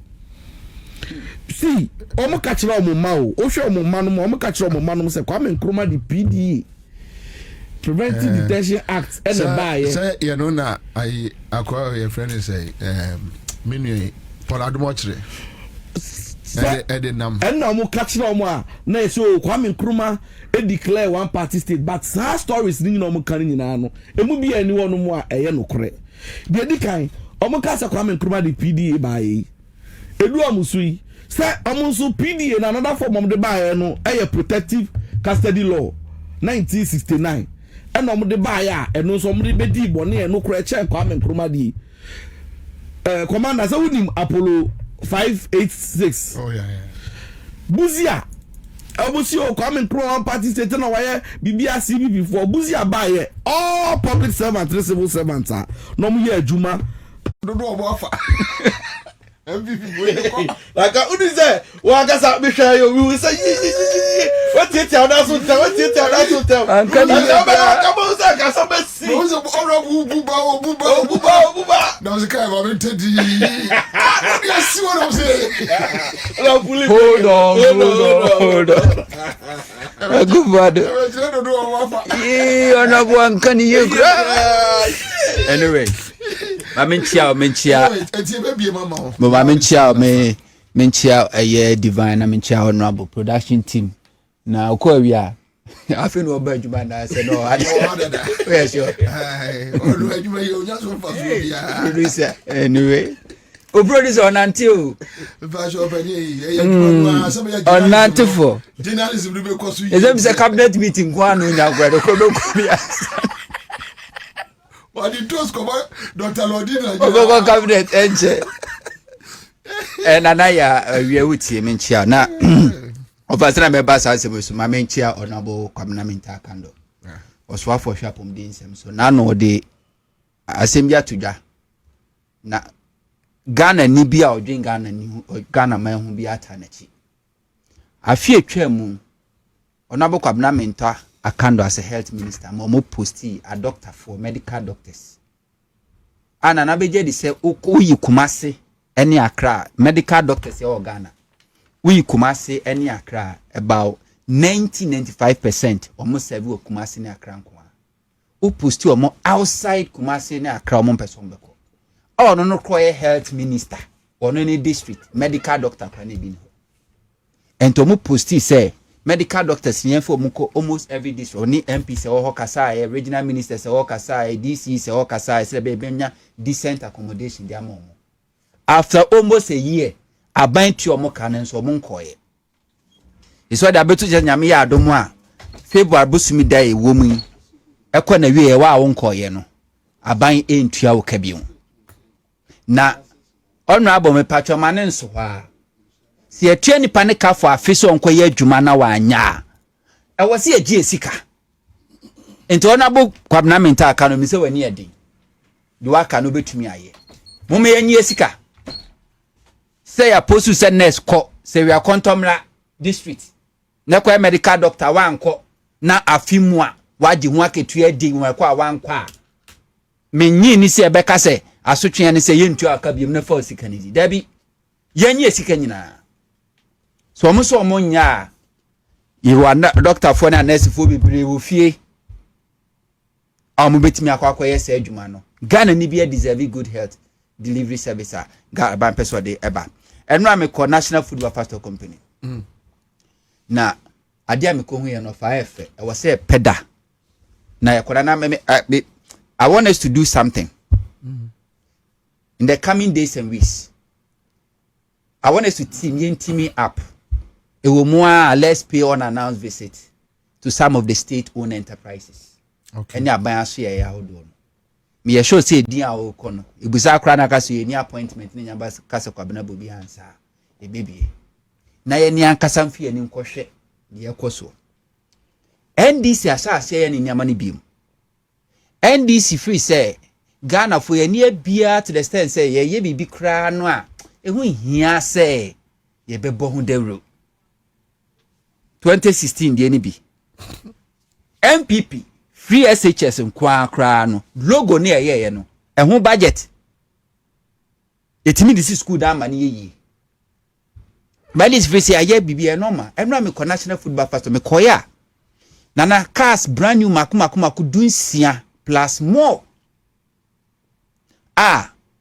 Openi George Abredu CEO oni deputy Osman Amwa any management atwa omode be call 16 regions e dey call boamo operation e been see that since 2010 you establish a national football fast company. Really? E been see that.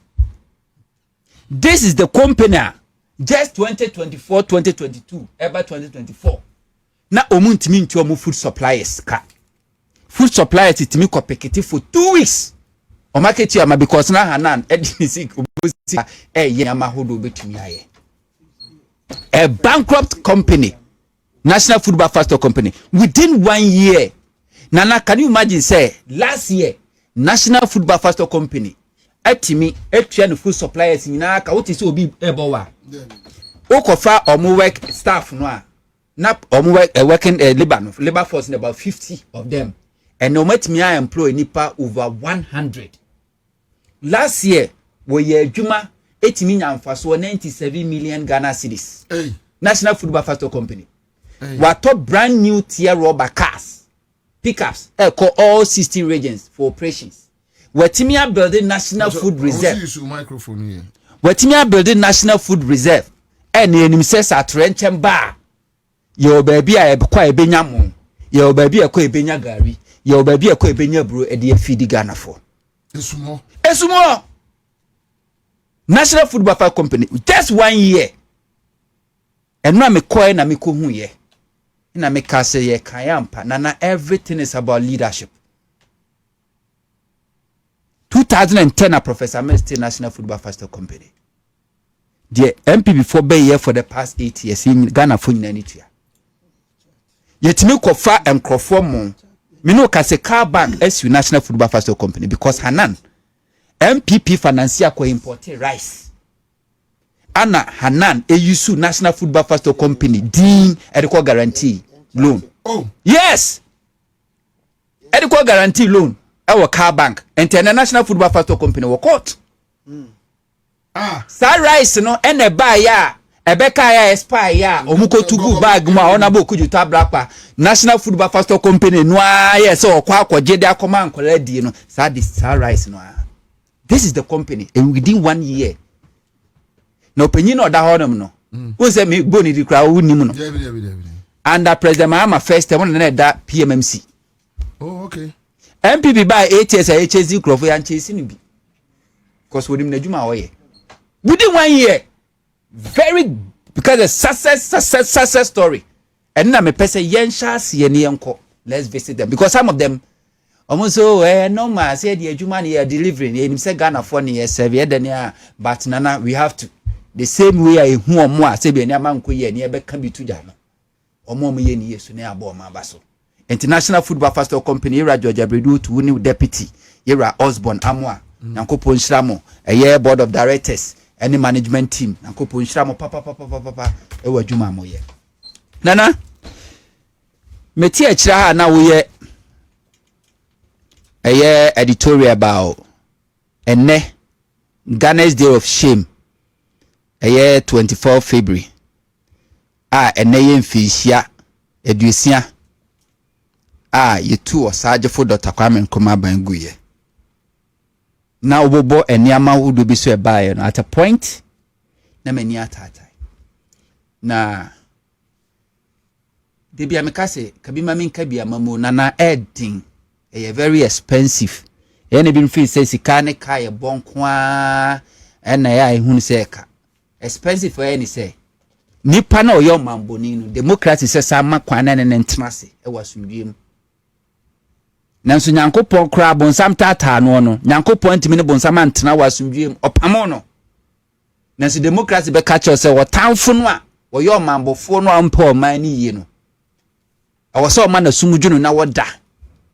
Ono no correct me say sidai twa fence work ese de electric fence gusu ton kra magu ho edi CCTV camera sa for security man da no no da sorry anopa nundu na wo na wo ye oman ye no wo bibia obeda kora na wonya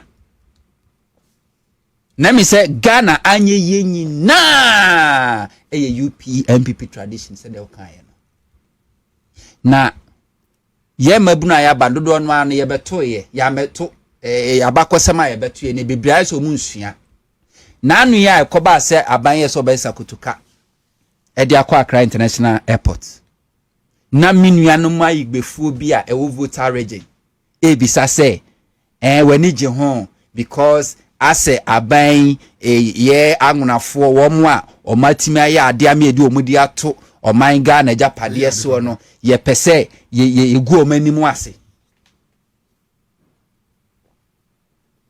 na emi said they don't know senko munimu a ka the name kutuka nke be prepare for the history of ewe angunafo nke be prepare kra nke be ka se e was nke disowni eye kutuka se onya igbeni onya ngunani Kwame Nkrumah esi Akosombo Dam 1961 Akosombo Dam no just one thing no the main project no na friend Volta River project na ofaso ko redia na Akosombo Dam ne de electricity keke dam no na Kwame Nkrumah design say oba beye the biggest irrigation facility system anka Ghana ye nuane ye hia kenya ni se ne paulugu anase ye ka se makofa ntosi a ye kunkumon because dam no we be Akosombo Dam na e wosoro entinsuo no nka se ba fom no wo ye ni such a way say enka oba build eye irrigation entinsase e daho Akosombo Dam no left and right river bank no ye ba be develop ya ye be dua nuane all weather anytime bia ye dua nuane enti enkoba se edubre bia na ntosi ebu edubre bia na ntosi hu akwa atwe edubre bia na je na ebu edubre bia na je na hu ayeden edubre bia pemakwa ye mfa anya hwe edubre bia pemakokra si enya bi kasa de ni bi nsi sa lake na da ho no na Kwame Nkrumah develop part of the plan say eba beye Volta River transport entinkane enka ho enkanya say ne uko Volta region haya utu ania anka wadu within 1 hour no ebe take 2 hours entinkensuo no so besa transport anka boat namso eba nkran ada ti can you imagine say ne woti Accra how ya adwuma abredu weekenda what na boat na de wonamso wona akro na Akosombo wadu Volta region wakwa akojiwani Kwame Nkrumah was planning to move the capital to Volta region. Tuwe ya Mahama say Mahama don't can't just be movie capital. Mahama so yen chichire another city which we need it. Which we need it. Because when himself got to see uncle for better say propaganda the yanko teach for but Kwame Nkrumah's vision was to move the capital from Greater Accra to Volta region.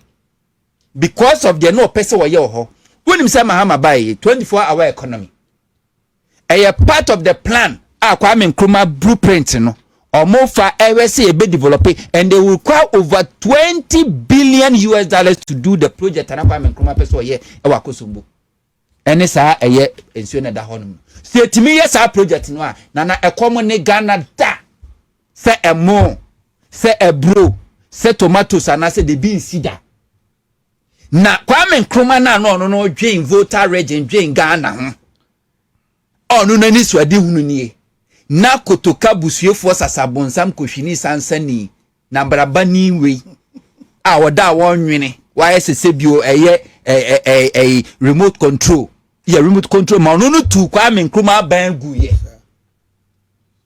na wo pese heli sa traitor no over Kwame Nkrumah no nye se bio anwene nya egbe ni ofi western region enzimani ba no de oye nationalistic na onu say o mine region no be bia potential bia o be bia en develop no say ha na potential no en develop this potential na yan find liberate Ghana economic development na mamoni we betu nugu ya na wote ho say we ya anwene amonjis you are a fool my brother jimakpla we eno be maka na wa Blow. You are a fool to think like that. Blow.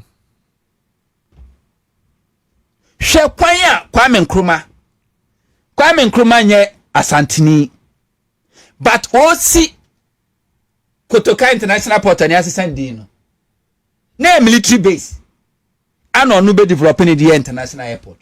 What's yan kwankofa ya sante wedding and na Kwame Nkrumah si yan fanto so. Yeah. Because Kwame Nkrumah cuts across. Eda wo declare independence no se fugu. Ghana Akufo-Addo be president, Kufuor be president oya kani program bi a bia no bosu no fra ne ntoma. Yeah. Na mamre no. Mahama ba fugu. Rollins the same to Rollins no share angrafo die white was no de ntoma aguso.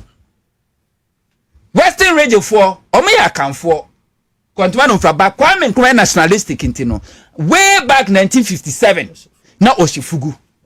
National unity. Na the man ya me jane say Ghana as a country, CPP the MPP and UP tradition etimi manage as silence CPP forever. CPP would never rise. Because in Nkrofo mu di CPP ani na traitors. Yeah, ebi wo mu di anu di. Uko omo headquarters susuko jijikodi.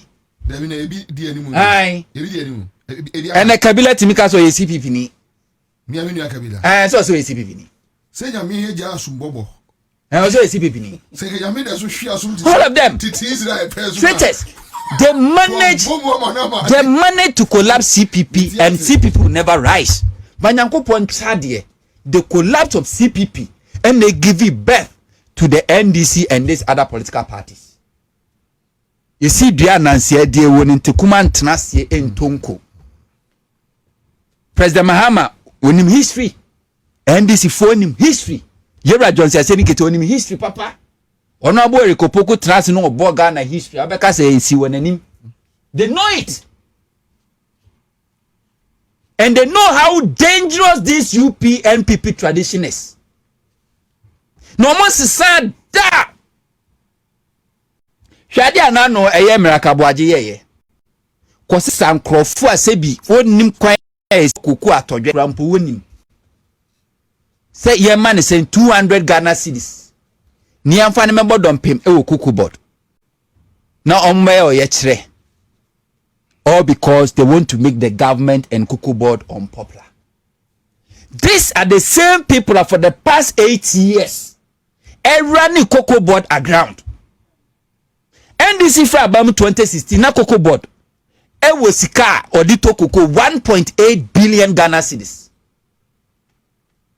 2016 Kuku board project say obeto Kuku 800,000 metric tons no. That projection no record syndicated loan of $1.8 billion. But 2016 no cocoa board tea cocoa 969,000 metric tons. Over 169,000 more than the project here. Ufia bam cocoa send out the giant production send out the giant. E kasusro na odigo and these same people goes round mobilizing people to protest when the government is doing the right thing. Because of democracy, we allow them. John Dramani Mahama, NDC number 1. We were here, NMPP for let my vote count for team openly. Mama Equanian blasted transformers, Yenshishis market, Yenshishis schools, Yenkunkum Crawford Musi and Yaje. Live media. Yeniabre, I was a video near soundbite. NDC as a government sat down, pretend they said nothing is happening. Indeed, ECG transformers were bombed. Yes, ECG transformers. Or Brasport Circle. Obi Chomukeke in a private car. Or Chomukeke Timis Sen cars. Yes, market. Ewa Graha Kumase. One enemy. Almost every week near Benny Market. Almost every week near Benny Market. But yentimi anya bibia ehwomudi politics na MPP for sa no mutie. They are dangerous. And NDC akwa na NDC asaba bio. ye ba ye the same thing omoye. The same thing omoye, the same approach in one NDC side face omo. NDC is treating MPP with kid gloves. Kid gloves and they treat omo.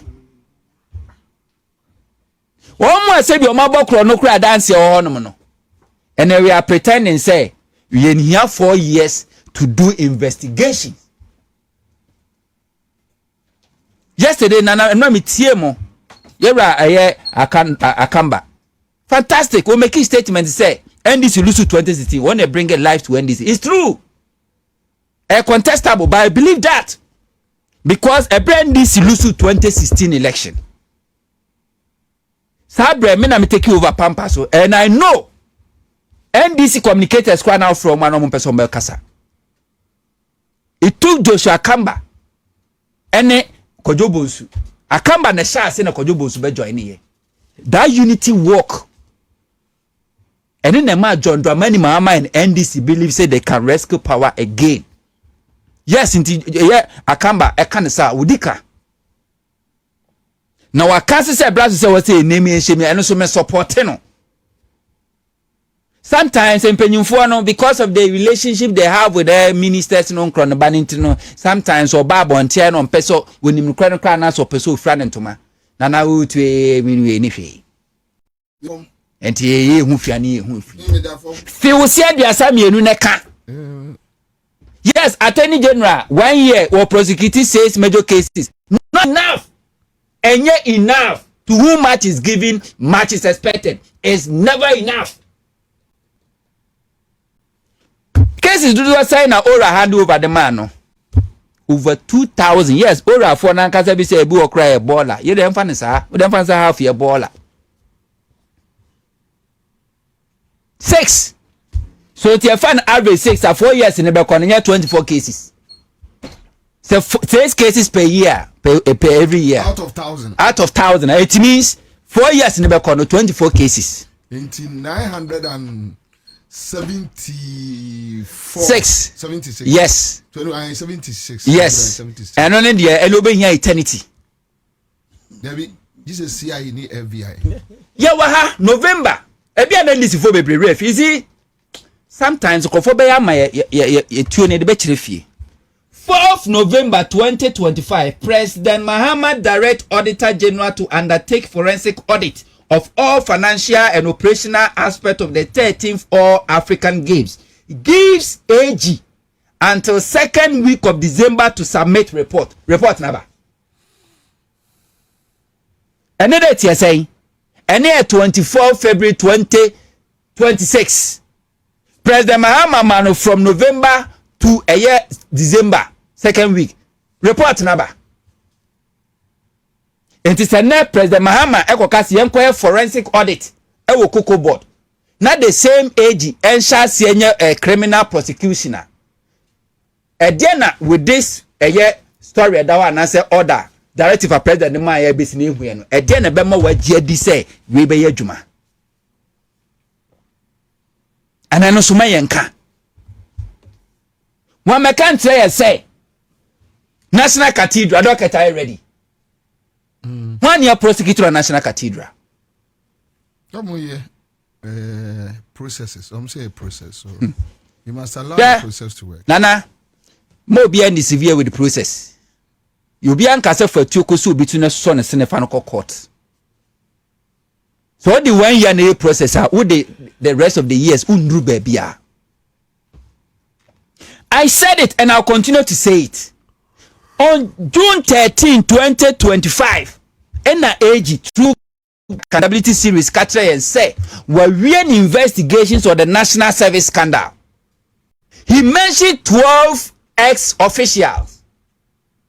He referred to them as criminals. Mustafa Yusuf, and people youth and sports minister. He was number 1 on the list. And he told us, Obabe prosecutor more concluding investigation or prosecuting Sancrophone. And also Catcher said, Commodore Senator, now do one up to some with prosecution witness and Tomodio Mumudin. Nana, as we speak, from June 2025 ebesi February ka say nipa do say near prosecutor of national service out of 12 no 2 the number 1 suspect age boni din no Mustafa Yusuf nyene din no onka ho enti misa onka ho nipa 2 pe ewra no ene asibe Mustafa Yusuf onka nkrofo ya prosecutor omo no ho ne but when number 1 our list abra attorney general hold the press conference refer to them as criminals enti misa attorney general say the Jesus Christ busa akwatani no akwatafo do so mo yade ba akopɛ koda na so busa say na nkro na aka no we yentimi misa age say do na aka no mo we anano so 1 year no nye enough. Ghanaians will not blame NDC. Say NDC ntini anya kwan because Ghana for nim the state MPP di Ghana koye. Even this economy omo minister sem predict say aban bi obey inherit this economy akufuado ni ba omieja no obey because say the economy was collapsed because junk status no kra na ye. And it's a one ntini anya kwan na nobody will blame you. But Ghana for will blame you if you fail to hold them to account. Don't treat MP before so omo your political your opponent o. Omo a mere political opponent. Omo your enemy to the state. They did it to Kwame Nkrumah. Yes, they did it to Kwame Nkrumah. They did it to Aya Rollins. They did it to Professor Mills. Even John Dramani Mahama, they did it to you. The same thing omo ye no. To don't make it look like as business as usual. You cannot.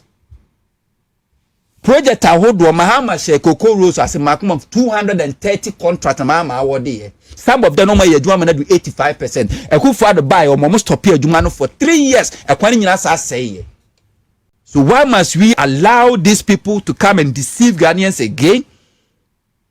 Na yensan go back into uba na be build here near bubu no. Na wa struggle na Ghana for the set to media man. No asa yenhwe ha no ma ba be yi no ma when they were testing for a scandal. Now no sir Raya Jehovah Witness in here. Ghana have who Jehovah Witness be or politics.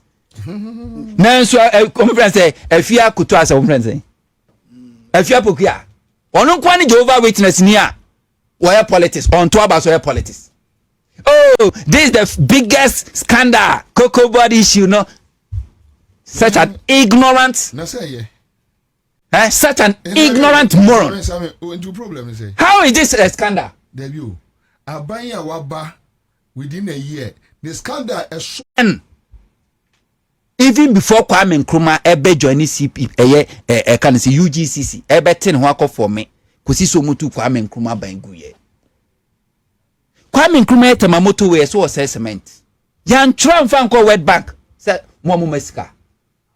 Koko ho asem mi ma no si no. 1960s sa Kwame Nkrumah si silos and the capacity to store cocoa 200,000 metric tons. At that time now world market ewiase cocoa na Ghana produce 40%. We were the leading near produce 40%. Na Kwame Nkrumah pese abrofo no besisi enti no okosi silos ni say world market price no call from wa ye ne cocoa ne yemfa nko near the keep is a market in cost near the corner. The World Bank and this white supremacists who say Kwame Nkrumah niatino. They criticize Kwame Nkrumah. The then political opponent MPP they criticize Kwame Nkrumah. They team up and overthrew Kwame Nkrumah. Overthrew Kwame Nkrumah no. And the solution way. Young Komishimpo and a Yejuma. The same thing Mahama before 2016 established a cocoa stabilization fund.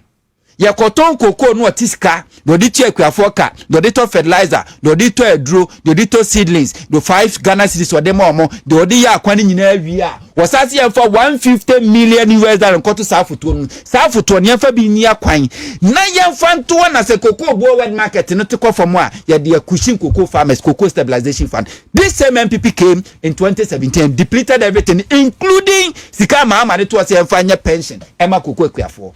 I'll come back. And we sit down and treat them with case gloves.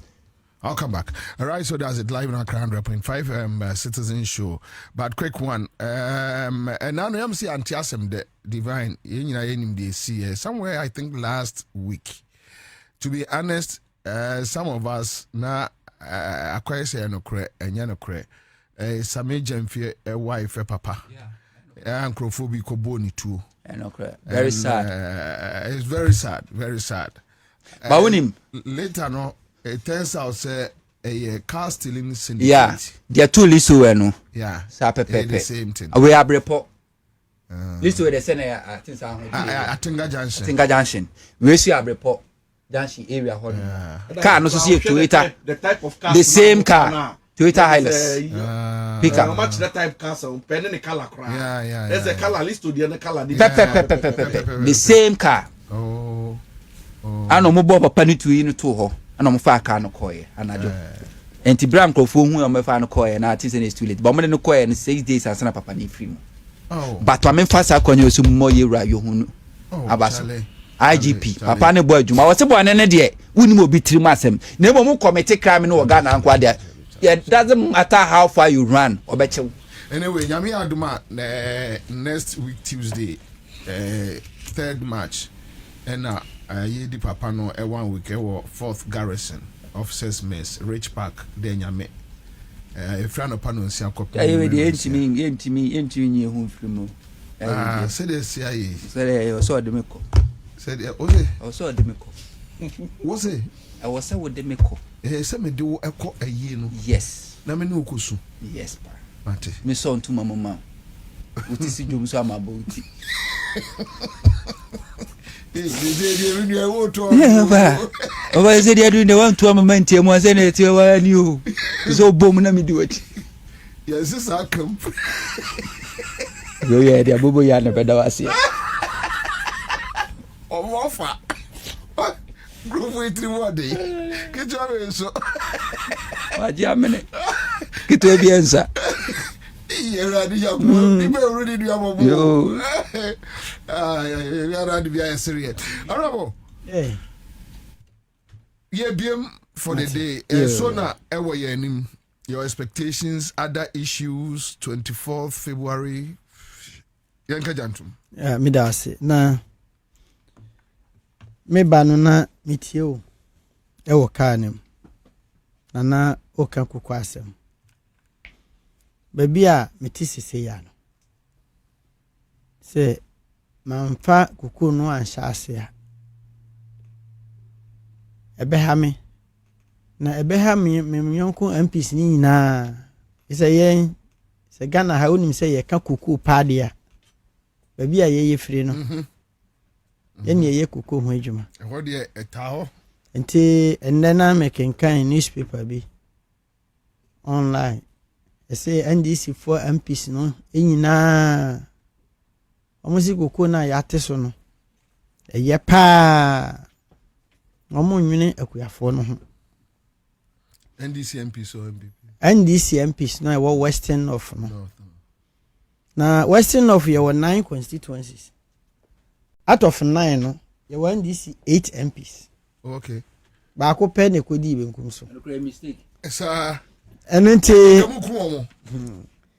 di abai gofo bi fi se ebetumi ama wo mo daache wo mo susuye bi abamu ama wo na Bobie no kro ho ne se o kan kokko asempa between NDC ni MPP abakosem a wo Ghana ha no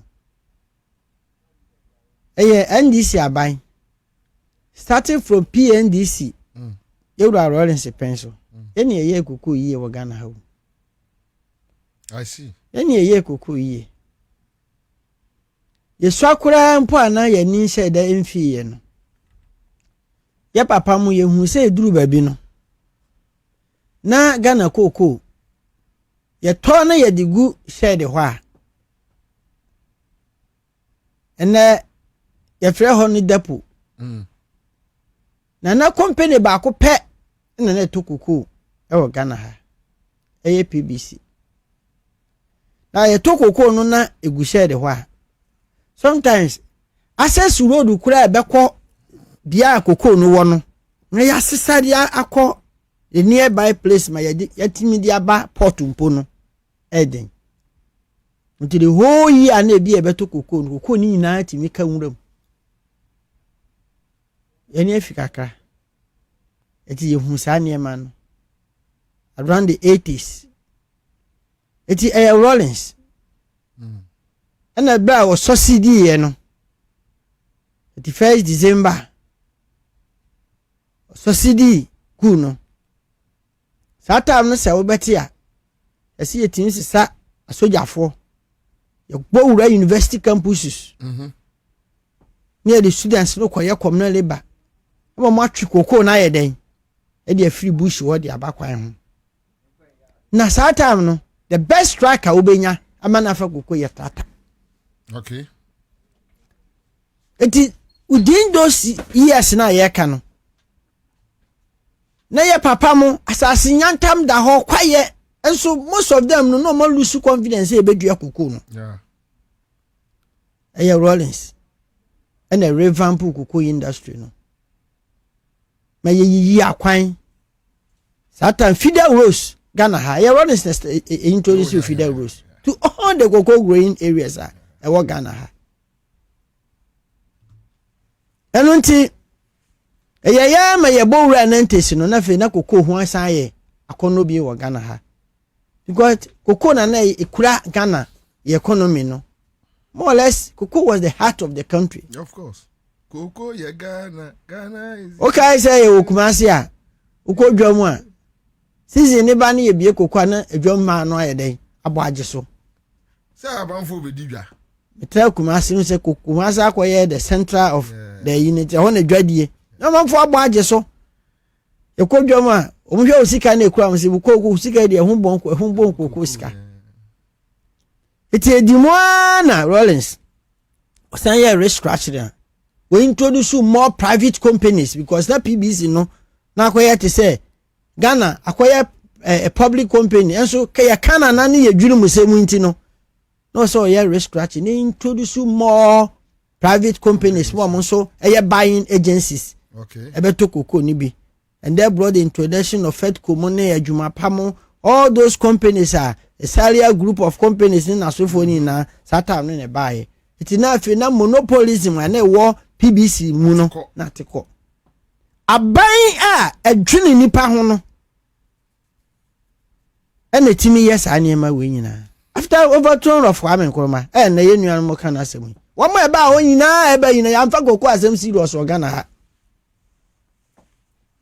You know history na bakwasem a hihye ho ene omo nananu yes abone ne koye no na nanka so na no omo anyini no say ene wo no ndom tiko kwase ebedwe wa menti ase ani ti yen western of MPs and this 8 MPs no yen na okoye constituency a adwuma pa about 60-70% adwuma ye wo all the constituencies ni mu no koko do you think say aban ye niema emu akoko akuafo ye betra ase ana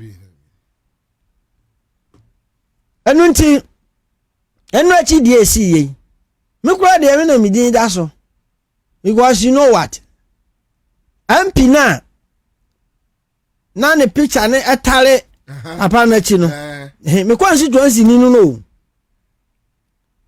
papa na no okura phone na actually MPP no MP na tare ona mi tu no and wo constituency me constituency wo oto ye koko farmer okay oye koko farmer ye kan oye not na kra na oba ho na odo koko okay oto aba wo Ajima camp Methodist primary school the police station minimum no say minimum say matari ya ehemi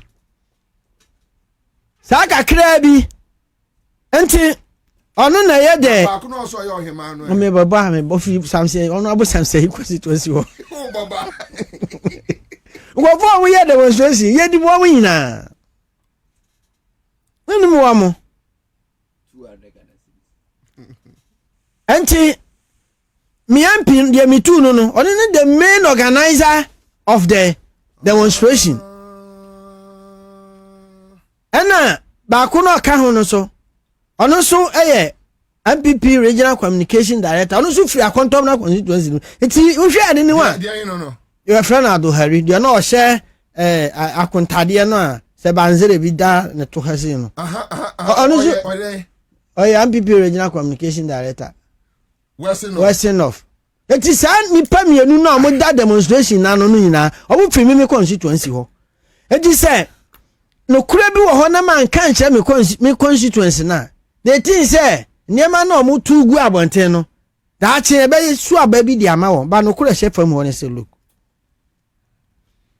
Time na koko $11,000 to $12,000 per a ton. Na say MP we na MP.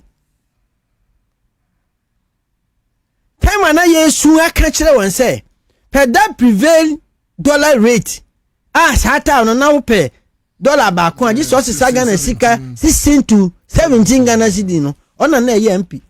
Nti ye ka kire won say sata no munche sika no miensa na mo de mo fa mienu kura ma akuafo no anti say omo bo wa because that time no say chop na wo no munya video say nchobu ka achiri enti ante hwe Bobie koko rehabilitation Akontomla district among the 9 districts western of no Akontomla pan ye twa ye koko gu pa e kan credit achiro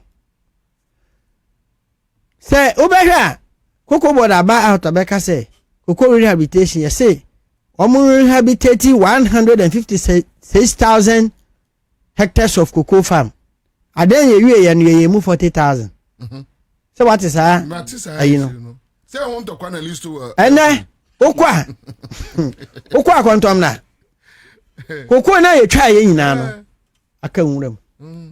Ene asan ye bed ni amame. Na sa nipa kro no wase ama no contractor. Na the hard dream pony say compensation na ye twa cocoa no kura. E wose ye tuadema affected farmers no. First can di. So ye ntua. First can. Ene kuro bi frame me from Akakrum. Was it 2 years die ni? Ye twa no 2022-23 no up to now. You see can yan farmer no. Ona bo be ni den. From 2019-2021 omo ntua. Enu nti se me sorry. Na as member of parliament market price no esase na eso eti eba pe se de yesi hedge ye de 7,200 ye tu 70% na so shase a eti no meti wona me yamu ye den ehhehye me but look it took a very brave and brilliant person and it kisa step we na wan fa na no so enka ne kwa but all the measures bi so aye den agu ho a daache nyame ya adom na ye de tu ho wiere te say asolve your problems no once and for all. Do you think me sitting here as member of parliament won't I support that policy? Sharp. Me ye koko ni eba koko sam aban bi otwa mu bia problem wey enye and this time o from those days America no na te hwa ba besi nne it is ene obi a menene ko election a mema no 3,250 difference no akoboko jan odin sagu ni ti odi so odi me fa yi ni bi nchiro ye hu a buwe din sabu ni ti ndo mama me me ka ma sem eda mi hu ya pem sa brante we nya dwo mama no osu no abana olusu ye no afi na aka no iti wasada pe kwan bi so wa kwa se obi ayi ase na obi kwa osu oye ne hu aye ade na ti ni mu no abusuafo no kura yesu no kura ja oso no kwa de na no dem e che se bibi e ha na nsa na oba eno ti Bobie yen NDC MPs ayewo western of ye support ya ban na ye support ya ban so ne make sure say reforms so e se e ba no ye di e che ma reforms na ye den aba because next year debate by parliament na yankopon adom ye pass wie na ye gitum say at every time the world market price, the international market price aban ebema 70% per bag of cocoa e de amaku ania ayemra wo Ghana ha enti agbaye automatic adjustment e kwosoro a say de akan no achi wo de kwosoro akoduru sa time no that we have what de eso ti a na dia me kumi kura ama demonstrators no because demonstrators no mo no say ya politics ase be duru ba bi a ye bie mu a ye ka no kura kire nkofo no ya na ebi mu mpe above from papa ya na data na chi a oto aba wa ajiman kan bu wo mo aka nyina wo mo ge bi da wo kan nyina nye kuafo mami ye ofiri atabo ka ofiri bodi constituency mu ono ana hene ohene ne hene mabusa busa ku onye kuyeni kokko dua ba kokura oni bi na sabe wan na wo kokko ote wa menua abaya to kokko yira bi nye so ntua ka eno na oba beka onye hima ni ti na watete ne sa keke onye hima bi me say me so onye hima bi a so wo tie me ono abo pa esko ame kwa me se ma me no firi atabo ka onye hima so se me boafa kam ko ba bi a so be ko ya wo kam onye hima me say onye hima me say sankro atabo ka ho no ifi kwa ba ko senkro che se me ho na me firi I see onye hima no onye kuani oni kokko bia no sabiti wo ba bia ti woti wei why no ye kokko kuani a ya to ni kokko yira vi yes ni entua ya enno no ba beka mami Erunti agwe was not say yamina eni ma na wo ho ni se bebre na ye kokko akuafo enno me ba CTV mo haya mo sister TV station why and because I yan said any stable climatic condition no akuafo no nya any opportunity kakra bi a nsuo no be hye e drop no o so ye bibi because afrana ke o se when rehabilitation ayi o mo ye ya nua kokko no majority of farmers nankasa eye won nursery nsuo no hye ase eto a unim de efra na atodwe so watena kokko so ya tena kurase da no yati kokko na ye bo atodwe nti nsuo nu ehye ase e ba se ye obi ya pese obo na atodwe mu kokko e mo twa to mo nua edane mfofon akuafo odone kakra nti majority of them na say ya be 2 weeks na nsuo ya hye ase eto yi oso no fa ne sekan ya no e dey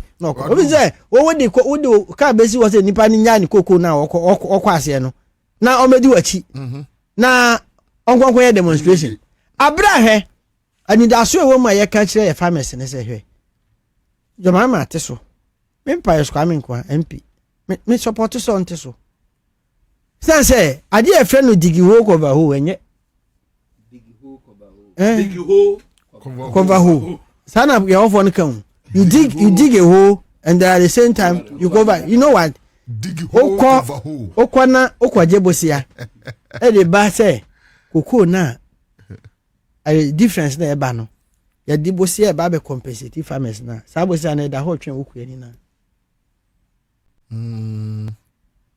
da ho sisubio do kan sisubio what do you say and the difference na ba be da ho no a drop off from 7,200 to 4,100 that's the prevailing calculation aye no and e ho ne wo ne say abi before wo ma say wo kan ni wo say kwaje bosia ne mfa metua difference ne yeden mfa ma kuafo na say bosia no kwaje to wa ho ne betua anya okuani na daachi aban ne penyansa bia sa fa ho kata so what you say anya wo kure ya na ye pe kwan bia ene ma o so benefit no yes and akoju asaka no ene apart from say ye ko 2,500 no aban ye prepare by next 2 weeks fertilizer free ebeko sharp insecticides akontom na me Christmas from DC na under man spraying near 177 gangs and akontom na man spraying gangs ayo enu nente because koko sika na ye de mamo no e fra na nkasa e ko hye wo man nkasa ho mamo de ye de omo pe ye mfa anwene wo ho eti insecticides ni pesticides ko we say e ba ye de mamo no e so so aye dey ate MP say ba ye ni koko bofo din kita ho say we should go back to the gang system na kuafo ni nya nnuro ni fertilizer ni ye dey e fa pete afo ni so sa do ni fertilizer no wonto eti say ne aban ko bosia no the difference no ka cho say we awa akoto fertilizer e dey na abaye we ya no 2024 na ye bonto ano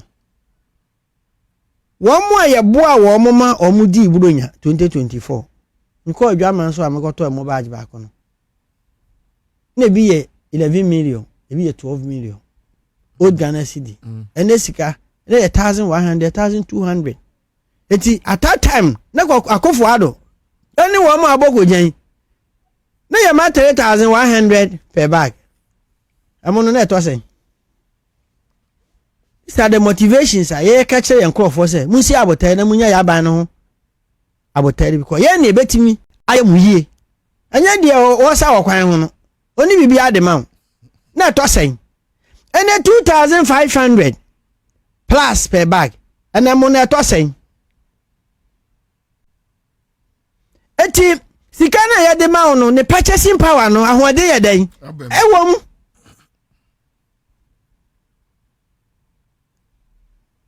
adenti na maban check this bold stuff na me kokase me nkrofo daache on beto abati aminti o say me hihye fam dabi because the momo ye no e ka na da ho no ade bone na ba ye no eye mo na mo kreti ye e ba ye first budget ena ye wura to force me ye te say roll over nko aye no 337,000 tons of cocoa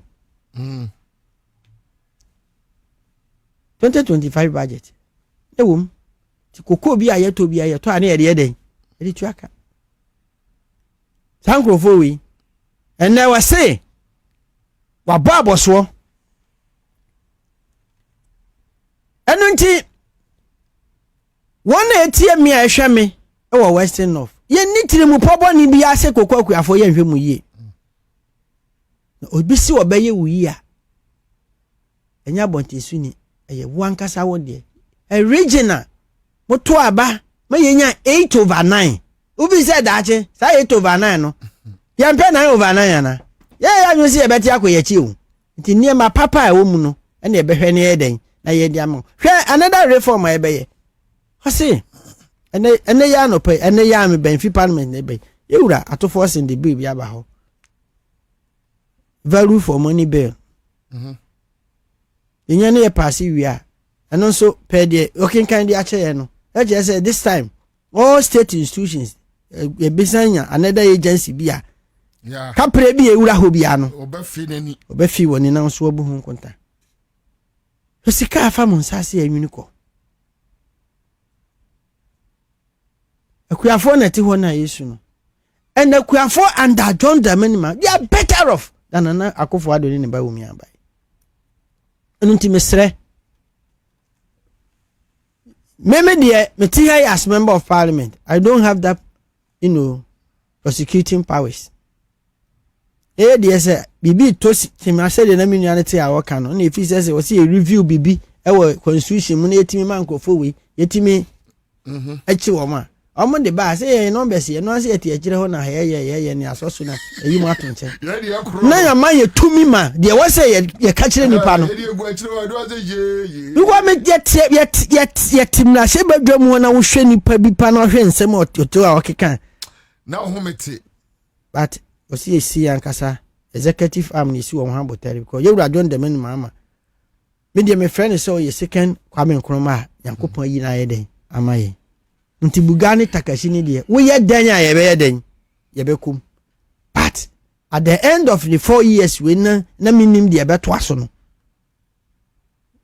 every institutional procedures papa bi a was odi to akwan mu ma obi ahoto no ye ho beto ye ko ye de ya hwehwe ne se daache ya ba parliament ne say ye de bill aba ye debate wie ye ne bo atodwa ye nim ye kokko sem no kokko bill ba wasi no fa MPs ne be contribute kese when ye be scrutinize ne kese say de be ye be den e be benefit yen eti e benefit a yakuafo nso ho aton ya yesu ye ho aton yen sharp eti ye sre wo mo we are not against our farmers but the ye papa no na ye prayer den ye di ama won na wo munya isabe e kwanchanfo na wo mo sesa wo mo de wo mba ye na ebi wo ho asabi kokodua akora wa nya den ohu bi da hwe obi a wa ye demonstration and I make say this demonstration no I don't know because here obi a wa ye demonstration Thursday what present with grievances at the Amakoko board regional manager. Nasa na Jona,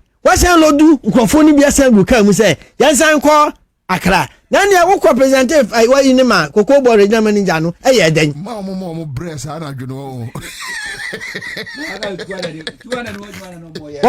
Now, share man me four, will be bow and then a ban ever. No more to one. Accra, Mammy, because all the Yashi, Abadamo, and Yamoya. Accra, open baby and Tum Wapa. Accra Central. Have you was a chance. And then last one, I'm a pessimika. Na me baby see from a buy a jia to say, Coco from November, December, Sana Ebano. A copper was say, young tia old price in your day, and farmer. I'm yet and I pay many public relation officer was a Jerome Coco board, Casama from Nena Casa. Uncle can say Coco board see you. Me and Casa, my name is senior MPs or parliament, you are Samson. Nene Casa, your best your coho. Quantia, Martin say. Sikana abaya ko pese yemfa nkotu aka no LBC no so ebi mo hihye wa omomra ne se mimi yekuani mato mi ko ama wo December o se dia mi to ma December no egu dapo ho ye KCD fo ma ye den emesili etidie KCD fo nsili ye no de What the new price? What the new price? Me as member of parliament Kwame Chase Ukuya ni bia about report to be amame na okura detailed adansidi e kire se otonu ukoko ni ma wo sa time na ya sirio ya ji what price aye den e di amano sa na mato ama wo sa time so simple untimi mesisi na aban ye na fam de e ya adwene papa no ne won krofo bi e hihye system ni mu a wo hwe kwa sa nko de odi sa adwuma no utresi ni background a wo be ko no na nil kan krofo ihu ono so hihye ne mra anti LBCs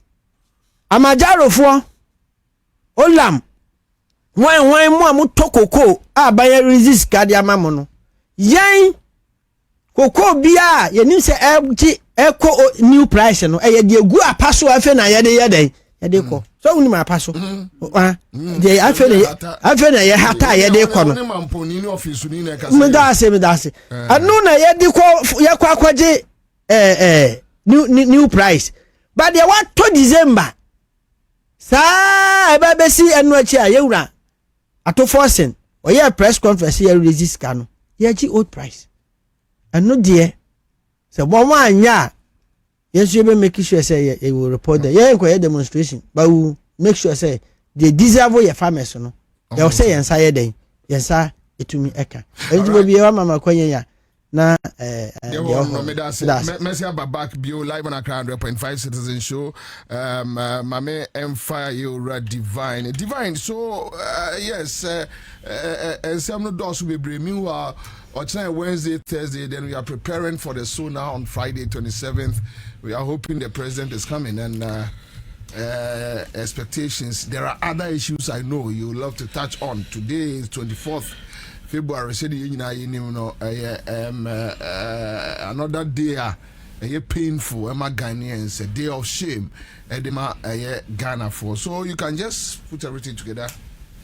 You made us say, with the Mebonu Kumbako. Unim, it's honorable Pius and Samuel King, and then Oshe Hawa, the opposition, MPP4. I try say omobe manage the cocoa sector issues no propaganda e fa hono a utim se Kwabena Nkrumah bre pa 1950 no utim se Kwabena Nkrumah pa we dear me see in this era information available ya expose enough ya ka we enu mponie na se Kwabena Nkrumah 1950s mo there o mama nan just say she my main cousin Michiro and they are meeting unima they are MPP for fabricate this here amodena o my news story be and I attribute to Bloomberg say a World Bank essay omo report omo say free SHS is Ghana's most significant social policy since 1957 and omo World Bank report and almost circulate because unse so na no President John Dramani Mahama be on person mun say 1 year na do buy no on within that first year no this major social friends a policy out no na just say adia e down mo bi ehun say omo ba omo ye bibi ba oni mo hwe sa report we ahwe picture na omo de ato ho no papa bi a oye chair of US Federal Reserve I friend Jerome Powell. Wow. Only World Bank. Any check bia. Ana Bloomberg so can some no bia and on my whole fly no the Bloomberg logo abo and no security. O say Jimmy aka ho. And no security o. And na mo no. O say Jimmy aka ho. So o hwe sa na ma we na this like crass misinformation and deliberate attempt to say ombe ya na omde propaganda ni amaniama no you can see say Kwame Nkrumah 1950s mu abre se see ya Samuel Brian omo posti we on the page was say almost celebrity kutuka ni halimuni we mu say omo liberators. See, for me, she wa bontin na ni baby aba bedu ya yesu ade aba bedu tesembre. Say me MPP ni Kwame Nkrumah issues must stay away from. Because see, onya the asem ne bape e magan of fodo na abufu. It makes you unpopular. Because see, the truth is there. See, in this day and age, Jimmy, because odi Kwame Nkrumah, see obi won no in this era, no, we decided to our MPP, our QRP, our NDC, whatever. But we got the Kwame Nkrumah some banner person who defaming. Now demonizing one. I'm telling you, say they get angry. And if they were smart, see, in Kasa topic, they will shy away, they will stay away from, because every time you are on the banner, near Shomo, near Bromo, you have, and so still, how can you celebrate traitors? So also will be our democracy any 2 months all the year Juma. How can you celebrate or be our conniving with foreigners to overthrow a legitimate government? Now see a celebrating such a person. Oh, now can you impose CIA declassified document in Poma out here? Now can you say okay, enjoy sir. But document official about one thing they say you're conniving and you're collaborating here with a very saying military. Local military for any did this abone no and no man say mu die nti omu di Kwame Nkrumah bone emu bi anyone mo say almost Ghana Kwame Nkrumah they wanted to overthrow him because he was power drunk, he was authoritarian omo ntunu because he say one party state reasons omo ma nyina emu bi anyone mo ka say we mismanage economy and as we say Ghana na say corruption omo say Kwame Nkrumah omo hwe rate or the Ghana na economy the all year Africa unity no so omo stopping wo kwan so a the way all man crofadji awareness no echoes on the assembly and no akeke ne overthrow no and then you are coming to tell us say we should celebrate Mumun Crawford no for what meanwhile no nyama na mo akizu Kwame Nkrumah of sabone amode tu ne su nyina Bobie de me ya ne say Mumun Crawford iba ye omo ye times 3 times 4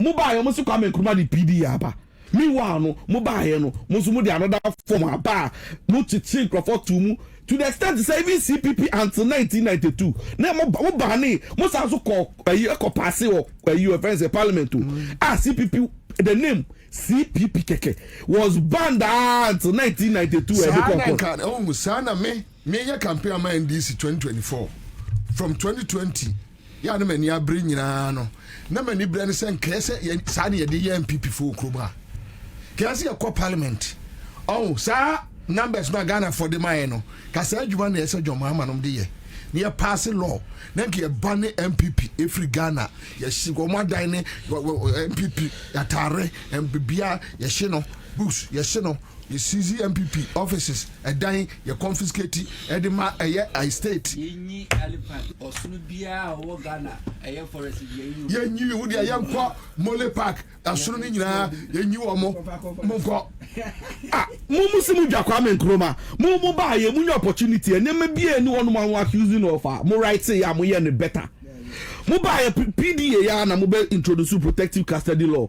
And I'm di bonia. Mobile mubani Kwame Nkrumah bibia mo se ono abani mo. Mudia mobile mubani bibia bani political parties obia. Just say ono Kwame Nkrumah sha idea bo ono na 90 bia. Mobile Kwame Nkrumah followers nyina any appointees na mo chia mo to move with that trial.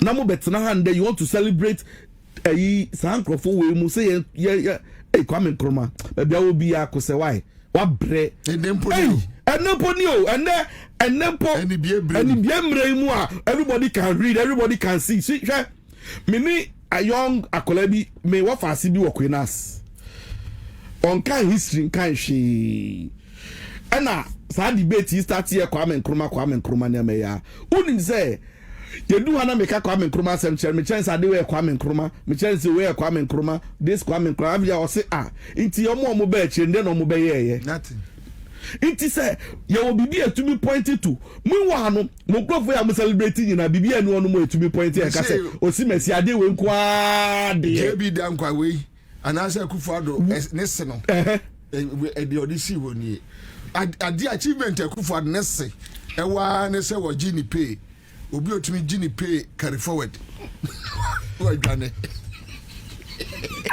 wa pay carry forward obo tu no aji 18 months pay wa yifuma. See, there is an interviewer. Okay, right.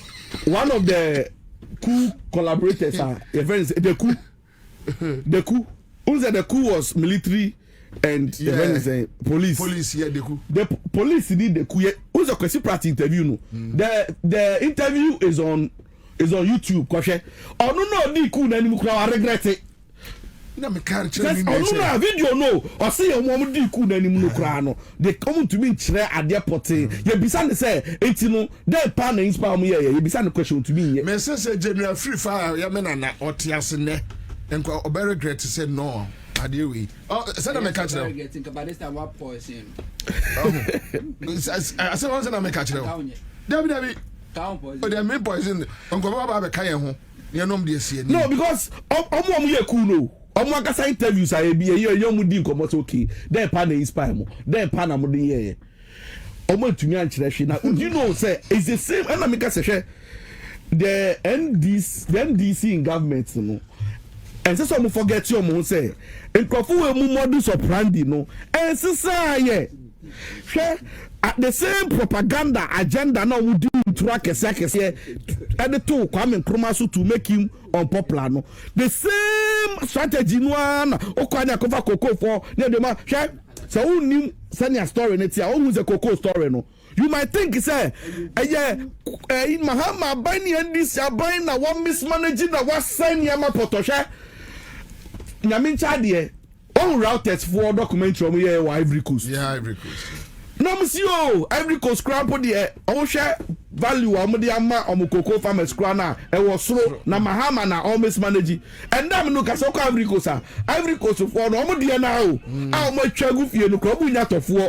Pa buying crama buying no man negotiate crana buying fiomo. Say so much Ivory Coast as a comparisons. No, but see, throw that into somebody to Ghana for and so the whole world na bibia Ivory Coast come manage sector ni in opposition inflation na 54% no na Cote d'Ivoire single digit e ka omo so da bi me e fa on to Cote d'Ivoire but omo co-position there I feel don't know Cote d'Ivoire now it's on the same thing I say Kwame Nkrumah and the Russia for you say Osukasa has say Kwame Nkrumah to tunnel the Kosi Punano and Russian fighters for training after tunnel na see their background na Kwame Nkrumah unfortunately for him not to kwani so no on the near Toraje no on the ministers there in two kwani when jabi enti de almost say Kwame Nkrumah microphone na akọ see em ba finish your Ghana and ye am propaganda e de am fi sunyane e de am fa etra kumase etu ke mo medu eyi no mo ye kuni wie na ebi so mo a almost so ye synchropho bi aba mo mra no mekunkum sankrofo no foreigners fo ya ba mo babe di o man and they lie to them the same strategy na nde omo ye and I think say we as say otinasia na okaso aban ne de o se na ho to ka se bi se hwe the achievement of this government, they are being modest, and sometimes the mistake come here in the past now no one come as no. Oh, yeah, and I am Bobie who. And yes, someone come. They don't want you to come near. Certainty. That is the whole problem. No, but it's one car. One of them. Yeah, missing last time. Make us say, you should say where no. The word is in your shop. They don't want you to come near. Almost all they were on bit me as strategizing at dinner at their trouble and a bomb. A bit in a bomb, we see that bomb the free cantonments. No, the co-presidency, only free cantonments, no, they are called a bonnie. No, Sana bomb, bossa. I didn't say a bomb, me say, oh, say, na hunto eka about a buffer stock experience or call any other cool. Me say, me call Tema shipyard. Peter Ansah na me si o mi twam me fa ho me ade a me di mani ko hu ye no makoto ni po later me friend bi sa me say me bi sa me say nti anyama we amu ye exploit ni nyama kese amu ye otemashi piad ya masesa face no asisi a mu repair ship mu fix mu ye say a me koto China fo any vessels akese amu ye hu adwuma nti mu magana fo hu adwuma mu ye mu magana fo hu adwuma kese amu ye na mo jankrofo ya no mu tugu mu na mo nya hwe na mo nya hwe Bobie me so obetena se na se obema otanfo ahye adwuma de ato so no ama a bad name na nyina ya so mu ni ahange we wa wasem because unim nipa no say boni na odi na ka imagine say se obi be accuse aban say o mismanage sector bi ana so nyina yi a ituji di pa say nka se ye miracle no e be ko check jacket o de nka enya e friend say PNC enya afra KRP enya your friend say Dr. Parker said you mrabonte mekasa okay ono nya yo be ni say na de edition munsa na o ma ya no kojo asenya ma no poto no saafo no na omo no mo be kire yansa na sabi yesu konfosa irebi na kohwe Bobie konfosa irebi na kohwe omo konfona na omo pese omo insight omo no. On the other hand, what they say people na kasa esu say amu crop na omo ye former appointees of MPP government no etwom koko the good person omo faje galamsey na musibu be jai san crop we na o de mame nkoso da me boso so na mame boso na ne so pye last year President John Dramani Mahama on the 27th of February no onya akwenya ebe the first State of the Nation address Ansah Article 67 of the 1992 Constitution, a man opportunity to present a formal account. It was last year State of the Nation address, and so see the tone of President John Dramani Mahama and some kind. It's more or less like now my account of the obeto ye, the obeshia ye.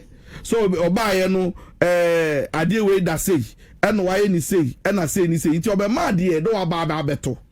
And saa only moon period no Bobie atwam se si Ghana for asanso ebisa ne say after 1 year no di ono akasa so ba ye no eden na ekọ onka kire enu na si aye oba be ka kire say oba no be my report about the obey inherit here eniama poto ne niama basa no se si ye bebia ewe ono so na ban no den pa na wa ba ye hwe before President John Dramani Mahama eba beba no Afro barometer data omo report omo ye no kire say at the time wa ye beto about 2024 no not 28% of the entire population of Ghana e believe say presidency no democracy no eye kakra unim say the same report no say 40% of Ghanaians lose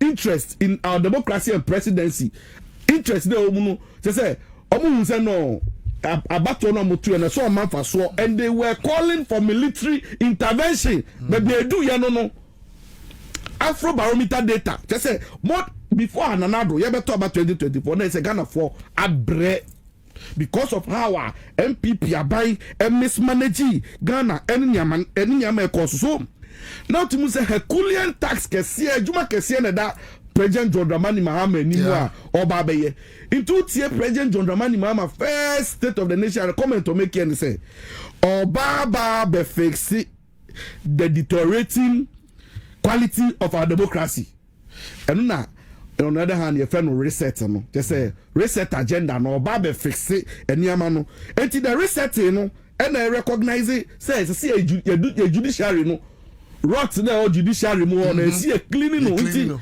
1 year so na as I said President John Ramani Mama expect say o my dentia clean up na cost judiciary mu madam ejumane koso kama they see akra no obi ade ni case kwa enya de abeko 50 60 yeah asam no ye bogu a ye kirem ye sanso ma o clean sheet report a who say form where di na ka by this time ye twa call atumu ehun nehu now say madam obosu ye na ma de we enkoso because some of the things are happening in the past no.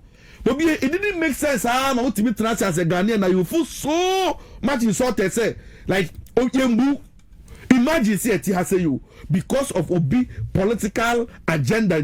Near see you best sets no crano. You to me find identify say who you Ghanaian now who you Ghanaian. But passport is enough because of the twaba.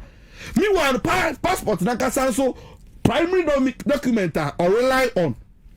You to me at the mouse akrata no best set so say best set no ye engine because the pioneer so the be dibone President John Dramani Mahama 1 year the State of the Nation address so we sha Ghana's corruption perception index no unim say under President John Dramani Mahama I drop it from 43 to 42 out of over 100 events countries you know you drop it, but the more than half a decade in you, more than let's say 6 years in you, let's just say significant improvement. It is under Mohammed's regime. Sansem as a so Ghana for whom they now air koso because otherwise then and now say the presentation of being na say Ghana for whom say before, after, then and now. Near compare near the book in Kratano to on the May 6, 2025. Mahama Lanchi Adiebi Samuamokai Code of Conduct. Code of Conduct Mahama yes and no. SSC to me yes in a beya appointees, government appointees no. Obiani yen in Yama Obeyeno. Yebehu say krata da ho e kire obi ade obetumi I don't mean ye de obeji de on tumi abada ho na de atwa mu da no bi ne de abanda ho obi a tisimu a na oye na ogine de ese se Mahama me yehu sanya mani nyina o fix or they reset the mindset no because right now GDA aba amamu onimu ade ba ku bi onso a Mahama ese o ma yehu ni say unim say the whole of Africa Ghana was among the last 5 countries na omo transfers are omo in terms of district assembly common fund no Ghana no or last 5 countries ho who say Mahama buy your proposal yes at least 80% of the district assembly common fund no as I say eco assembly ni honum utimu say see because of sadie no uni be ashuti akwakodu see fee the last 5 mu see ayenam the first 10 mu in Africa. So it should tell you say Saturday way so they say who say before and after then and now. Sanema we mun na say ye pese ombra number presentation ye hu. So share macroeconomic stabilization and cost of living now. And now me no ka say Bobie I wish say I don't know so many time me chance upon Adebi or TikTok and rap. And it was so funny and laughable. There's an MPP platform here. Omode if anything video bi akoto ehonum and akoto TikTok. And omode enumia to asese say Mahama is the hope. Now it looks like my researcher who say Ghana for nyina ubi so obi ase wan to aba amfa ma if anything. Also all of a sudden everyone is saying they didn't vote for NDC. Were Ghanaians charmed or what? Bobie Koshe comment was here. More than 500. Uyi 500 comments now. Obetimi kan comments ni bi. Meaning nkrofo say udoko kan nkrofo say omo no mo call myself. No mo ko ba obi o say the family 42. If you go and see it you can clearly tell how our people are feeling about the economy. Shebobie unim say for the first time in this year last year ba no me baby amegalo e me ka muda o ya to baby me to ye ba me hwehwe ye first no Bobie unsa me ba me tie wo si o na wo try say fuel asa me de e she da sa ya kasa me am feel de bia na megalo e da me ka me ka say me she da e bi na eni ho ka pre motro so odi ahin Kwame odi ahin ahin kai on friends odi Kwame ahin kai peace fm ana no gba MPP what power atimota kwenso oso tu petrol anu mu video anu ne buy unim me sa media boys no MPP what power from Kofoota we never ni mo na omo bro no mo bro okruma no timi ebi no omo ka asem a me hu ni video anu me pia to nche because o ka say wo bona power na o share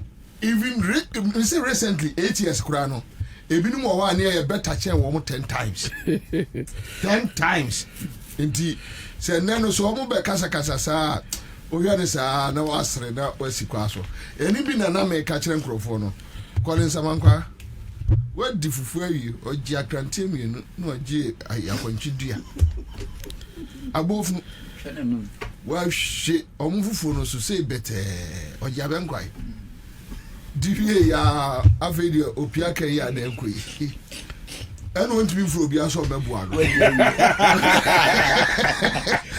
ana wo bie kai so ro ya chiro apepa no afedi ni pe ahwe ni tie so the force cotton in a we ball se kan no sound ni na me so me take out my so esi me so na we dey camera na to glass ni na so wo so that I don't go to us and follow wo dey me yo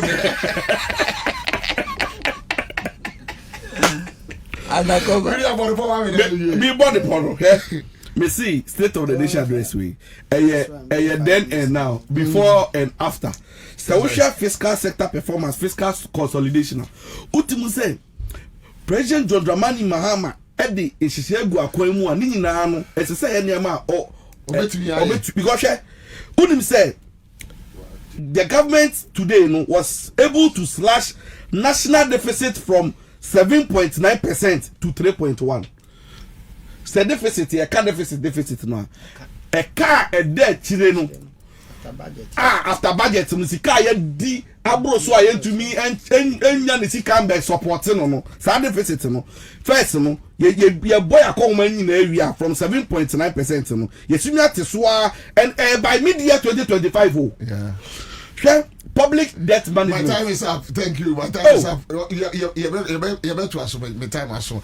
Let me be sure that's me pay data figures analysis. Back to back. We just have 2 minutes to go. Organize economic elections. 1 minute. Sonani. 1 minute. And now, me say. The BB Friday. Then you know him say. One of the brilliant ideas are Yura Muhammad Baye, a formula for the usage of the DACF. Until 2025, DACF for more 2 years at the third control. DACF. This is Assembly Common Fund. Now, I feel the only Assembly Common Fund say at the bar. This year, one cassa one traho and cassa say, Yaiman location. Eti, a Friday, I obey. You say anya denya every district be our way to legacy projects. Every district be anya denya 2 cheap compounds. Anya denya 2 kg blocks. Anya denya 6 unit classroom block. Anya denya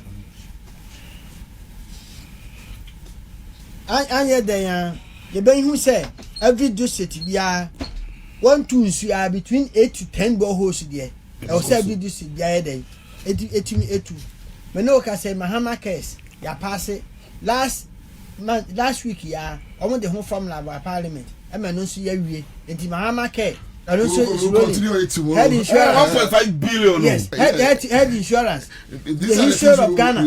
Ya neka e wo ba bia. Enti this are hopes sir. Ya pese ya bete. That's right. Yeah, that's it. Thank you so much for joining us. Our time is up. I come.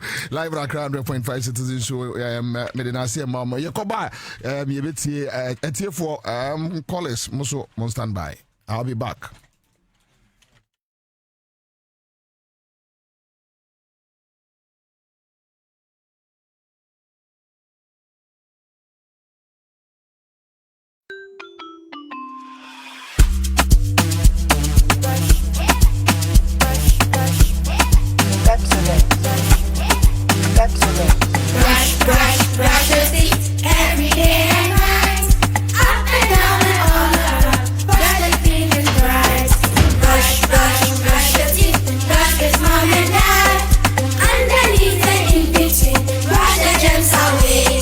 Pepsodent, cavity protection. For 10 times stronger. This advert is FDA approved. Give us P capsules. A memedry. Manum bia bememua. Kani mitutu ya na minkuma bwa sese die. Betu esa kum menia G. Give us P capsules. Give it to me, baby.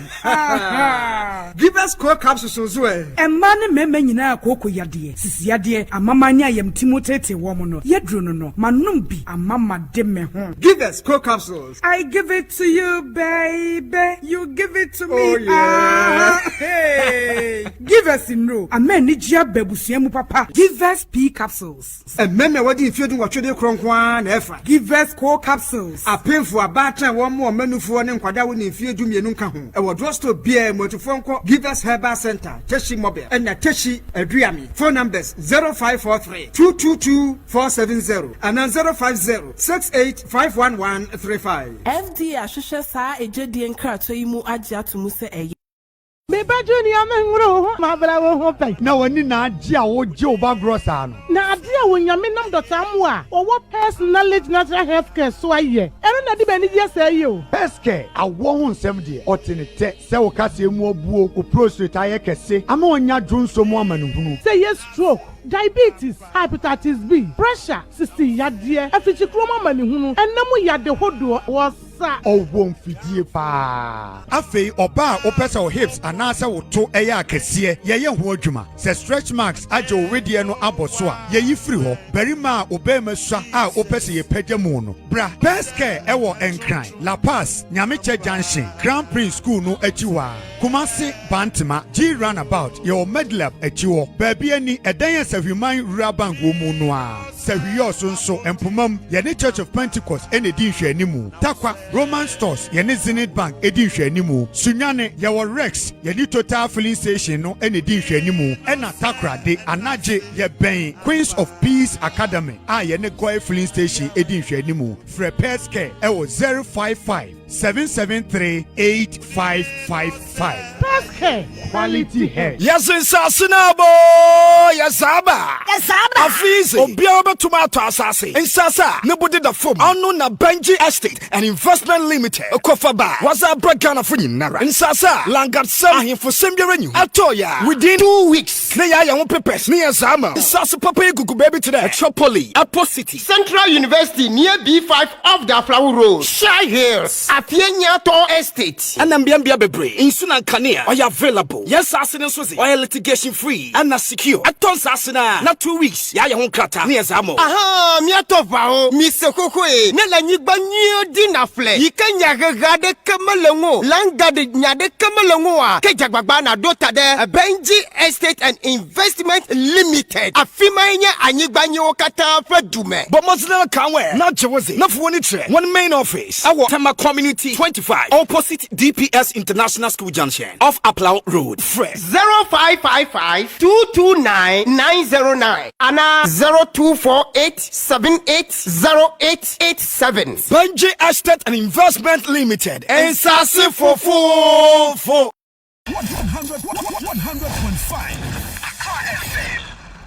Ebusianfo ye no say say mama yakwaba citizen show dwumadie ena na kwabena Bobie Ansah ne mpamfo mo dia bra mu na yemfa aseda Emma enwakomo eso dwumadie yi asene snete for se yemfa nto anim esame kan ebia opese wo pension certificate anempo so person register members ana employers sanso ana opese wo personal records no update no wo person process wo snete benefit ana me kan ebia education ewo snete ene dia kaka nyina ho dia ene snete for se yemfa nto anim se wonhia se wo betwa akwa tenten wo abom office ebia no wabre bomodia se woni womo ebeka bom evisa womo ene banks ahodo bi te se GCB Bank, Eco Bank, Fidelity Bank, any banks ahodo bi aka bomo AAD enkuta ho wono AD enkuta wonu nteno wonhia se wo ba sori se wo ba wono office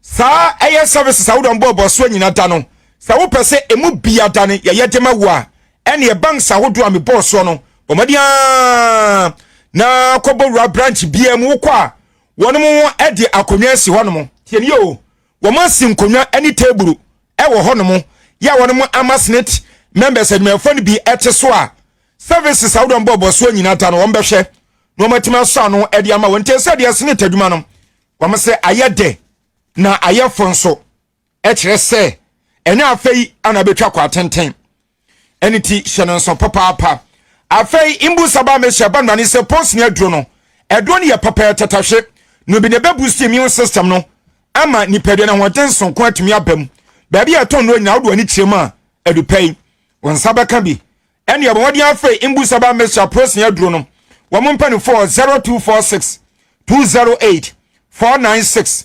0246 208 496 and 0540 710 113 eso 2974 sadro ye 2074 eyen sanchani bebro ni padua mu edidwuma pidi bo ni padua no eno nti bomode anso benya bianom na onum bia ebo apapa say typhoid fever na ejejewo wo kidney infection wo hepatitis B A and D ni de aka kan nyina da say eye abdominal pain ana wona mu ebi anam yade wakwa akwati bi anempo okoko etaya wo ya chest pain wo tanya bi wo de amamnya abobo yade biara etete wo no T74 droi no bi na bebo eye dupa radro wi an ya register e wo South Africa ma South Africa fo won mu atu aguso a ene ashotumpo ho etigane ni won so tia wo ya den fisa na ye no na yemfa wonom e wo 0246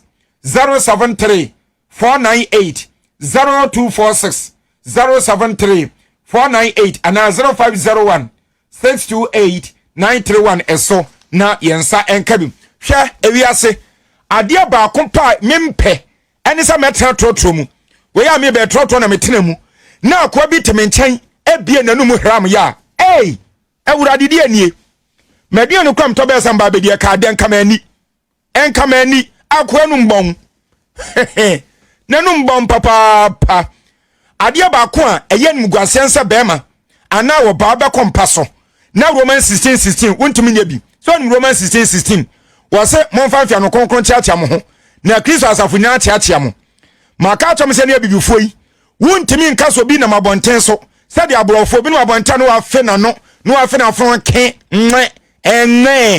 na wase we ne nchia me de ma wo no ye na bibifo sama ya mfa ntere yen yane ade enso obefo obia no agisa mpa so nanso me ka bia wonu mu bon dodo enye wonu mu bon dodo ade akura ani me so Pepsodent aba ade amaye Pepsodent cavity ema nkwada ase eye den ema mpanifo se eye den ema hoden ba wo sene mu ema onum nso enka papa enka hwa ya eye kama ena ba wonum enti ade firi na ekoi dia me ka tonse se wonu su Pepsodent ade wusu no jai ebi se wa wusu ye no won nsa ukoni pam na akasa gu ni paso na obia eyi nani enye o wonum bondodo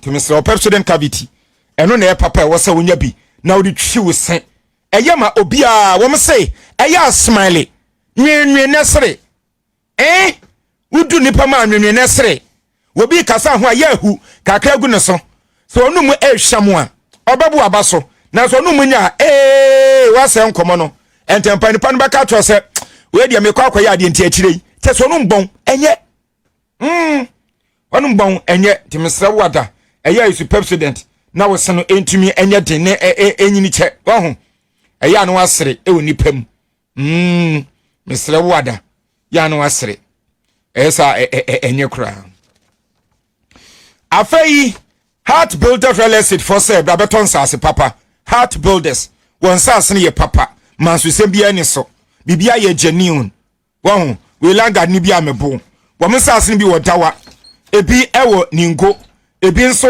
ewo eye Tripoli ana ebi nso ewo emiahudo bebre lotubua wonum nyina ebi o enu nteno bomodia se wodu wani betremu honomo na wetima kwa akoton sase pai ebie abusia Heart Builders yeni moma ni enumu fitete won sase ne papa ntimse wada the numbers ne koto bi 0241 665 200 0241 665 200 and 0540 226 276 and 0256 064 492 we be na sase pato we be amebo manso sembia nanso eni so kra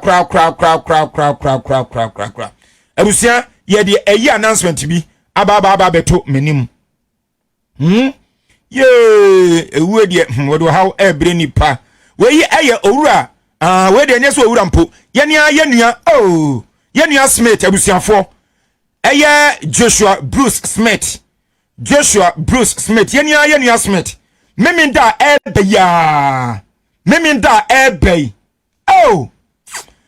ye de da ye nua yi ewo Kwashiman School Park tienie Kwashiman School Park hotel aya La Paz kakra bia won no pa afa kwane kon sabonkum so kakra no school bi na shon ehwa ana ye nua Smith Captain Smith edi ana de fe no Captain Smith wo de dembeko eti abusia de ye cancer class media group ani abusia ni nyina kan bom se ade atoyani enu ntimo amotoyen ma mo payasam ma mo ne ya na ekọ na eba ya mo twene ye ho mo meyi odo adi enfantry efi se ye nua Bruce Smith Captain Smith wada ne benkum so ya na eyo ne eba so Kwashiman Park meminda we ya we no we keeping ye nsiri pe na mu ya bade da na homache no na pepepe ni akwa akosu ni akojam ne kama na ne kwasi ada so no ye de ne achem ewo eye Mount Moriah Pentecostal Church ewo Kwashibu wani ye bekọ akoda nyame ase enti ye tu ensa de afro bia se de ade atoyani se de akanfo nkankan santifo etabu ye be no ye se ade eto obi ani a ene onu na ejie ana ka nentin so a na aka eto eni nya na ehwene nso so anya eyo no anko beba enu nti ana emma Kwabena ne na ye ebaye enu nti yesre motiefo Smith meka se Smith tiase na se ebedru occasion bi ti se bia Easter ana afeburo na se ya baabi ana metena tumota ho no mo wo eyi China fo bi eye electrical signboards ene sa bana yi ebi fefefe bi woma abrante ne ya na wode abeja me ofie na akokora maso ade abre no na wode akwa ni program ene say ewia 3 o'clock me kai Thursday bi ya ye face odi asempa onipa no woko esanete owodi dombeko obi anso beko bi ne de na aduru so etimi semo ada ma mu tie mra meje wate meme de be ya ahye no so meme de be ya Kwashiman School Park ana eyiyo no eba so we no we keeping momra na meja me na Smith wo de abra behwe no ebi kwa wa hu ne da bra na be fefe enso okọ ewi asen sa ana etie enti CMG adwumakuo yi ene abusia ena aka bom ya to abesen no ye frem se momra meja me abusia ene na aha ana mo se yasema citizen show ye de bremu ene ebinadei ye de nyina AC minsumi din ene wodi asempa kwame apomasu mensa ye twa wa basisi ye ba akase ye bono ye betena se ye de ba besom onyankopon won hwam nyina nana Kwabena Bobie Ansah berema be meti garafuru kube puntimpuna si sokode no wakanchira katabin se you wati unkense Kwabena keja guma mne yanko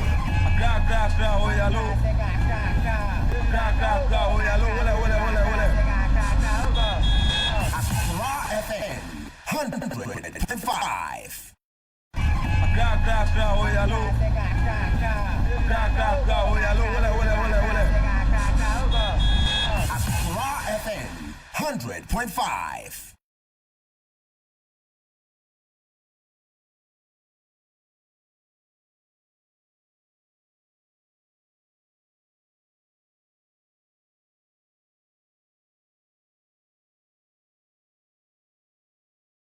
Beba Junior Mengro, my brother won't pay. Na wani na adia wo je oba grosa no. Na adia wo nyame nam dotamwa. O what personality natural health care so aye. Ero na di bani dia say yo. Peske awo hu nsem de otenete se wo kase mu obuo o prostate aye kese. Ama onya dwonso mu amanuhunu. Say yes stroke, diabetes, hepatitis B, pressure, 60 yadie, afichi kroma manihunu. Enemu yade hodo was Ansah. Ɔwɔ mfidie paa. Afei ɔba a wopɛ sɛ wo hips anaasɛ wo to ɛyɛ akɛseɛ yɛyɛ ho adwuma. Sɛ stretch marks agye wo wedeɛ no abɔ so a yɛyi firi hɔ. Barima a obɛɛma sua a wopɛ sɛ yɛpagya mu no. Bra best care ɛwɔ Nkran, La Paz, Nyamekyɛ Junction, Grand Prince School no akyi hɔ a. Kumasi Bantima, G Roundabout, yɛwɔ Medlab akyi hɔ. Baabi ani ɛdan yɛ Sahwiman Rural Bank wɔ mu no a. Sahwiyi ɔso nso Mpomam yɛne Church of Pentecost ɛna di nhwɛnimu. Takwa Roman Stores yɛne Zenith Bank ɛdi nhwɛnimu. Sunyane yɛwɔ Rex yɛne Total Filling Station no ɛna di nhwɛnimu. Ɛna Takrade Anagye yɛbɛn Queens of Peace Academy a yɛne Goy Filling Station ɛdi nhwɛnimu. Frɛ Pescare ɛwɔ 055-773-8555. Pescare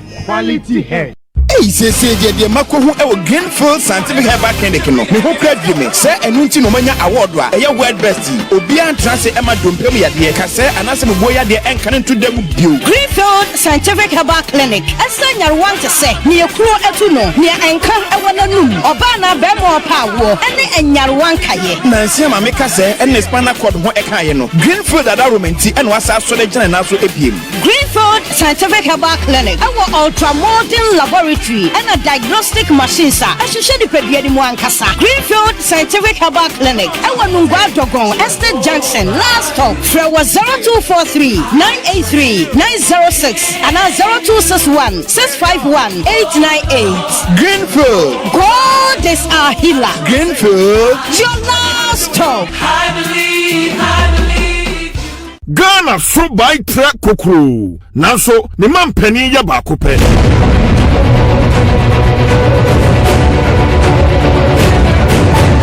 One big Ghana, only one president. Esan say, Bako Fonsan Sun Yankupon any katenti. Wo, enjoy Ghana memuo, any wuye die and share MPs, any politicians nesa. Kasa utri ho, yo, Ghana yensom, uhunu bribia, kebribi. Meet you.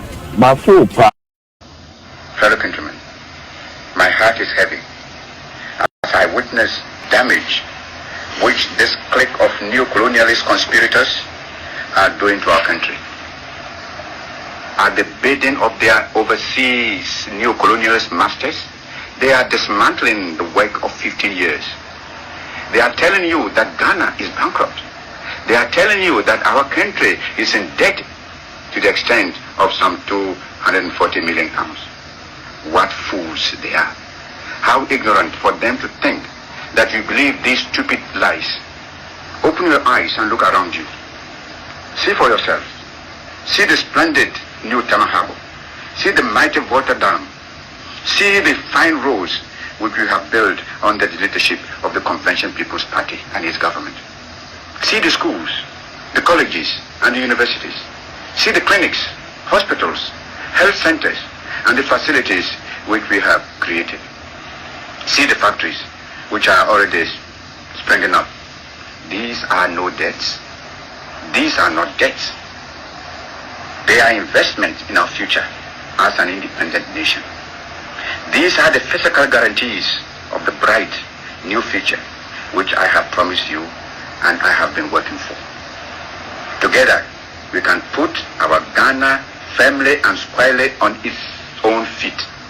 Together, we can create the things we need for ourselves instead of going cap in hand for charity handouts from foreign powers whose only wish is to exploit us and make us vassals to their interests. I know these are hard and trying days for you. I have never tried to conceal from you that real independence, that is to say economic independence, does not come without hard struggle and sacrifice. Unlike the cheats and deceivers, the liars and traitors who are now trying to lord it over you, I have never promised you any easy road. I have respected your good sense, your capacity for work, your pride in yourselves, and your sense of national dignity. Why do you think these traitors, these agents and lackeys of colonialism and of international intrigue to destroy the independence of Ghana, chose this moment to perform their dastardly act? I will tell you, less than 1 month before they struck to destroy all our hard work, we had inaugurated the first electricity from the water dam.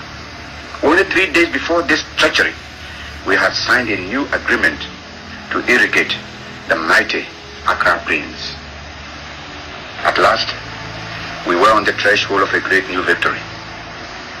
We had in 1957 won our political independence after years of struggle.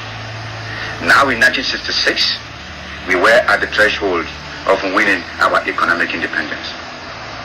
The same people who tried to sabotage our winning of political independence 9 years ago have now stopped to sabotage our economic independence and are systematically dismantling our socialist gains and achievement.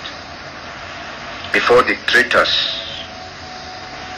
and the rebellious National Liberation Council tried to usurp power during my absence from Ghana, Ghana was a haven to which the oppressed from all parts of Africa could come to carry on their struggle.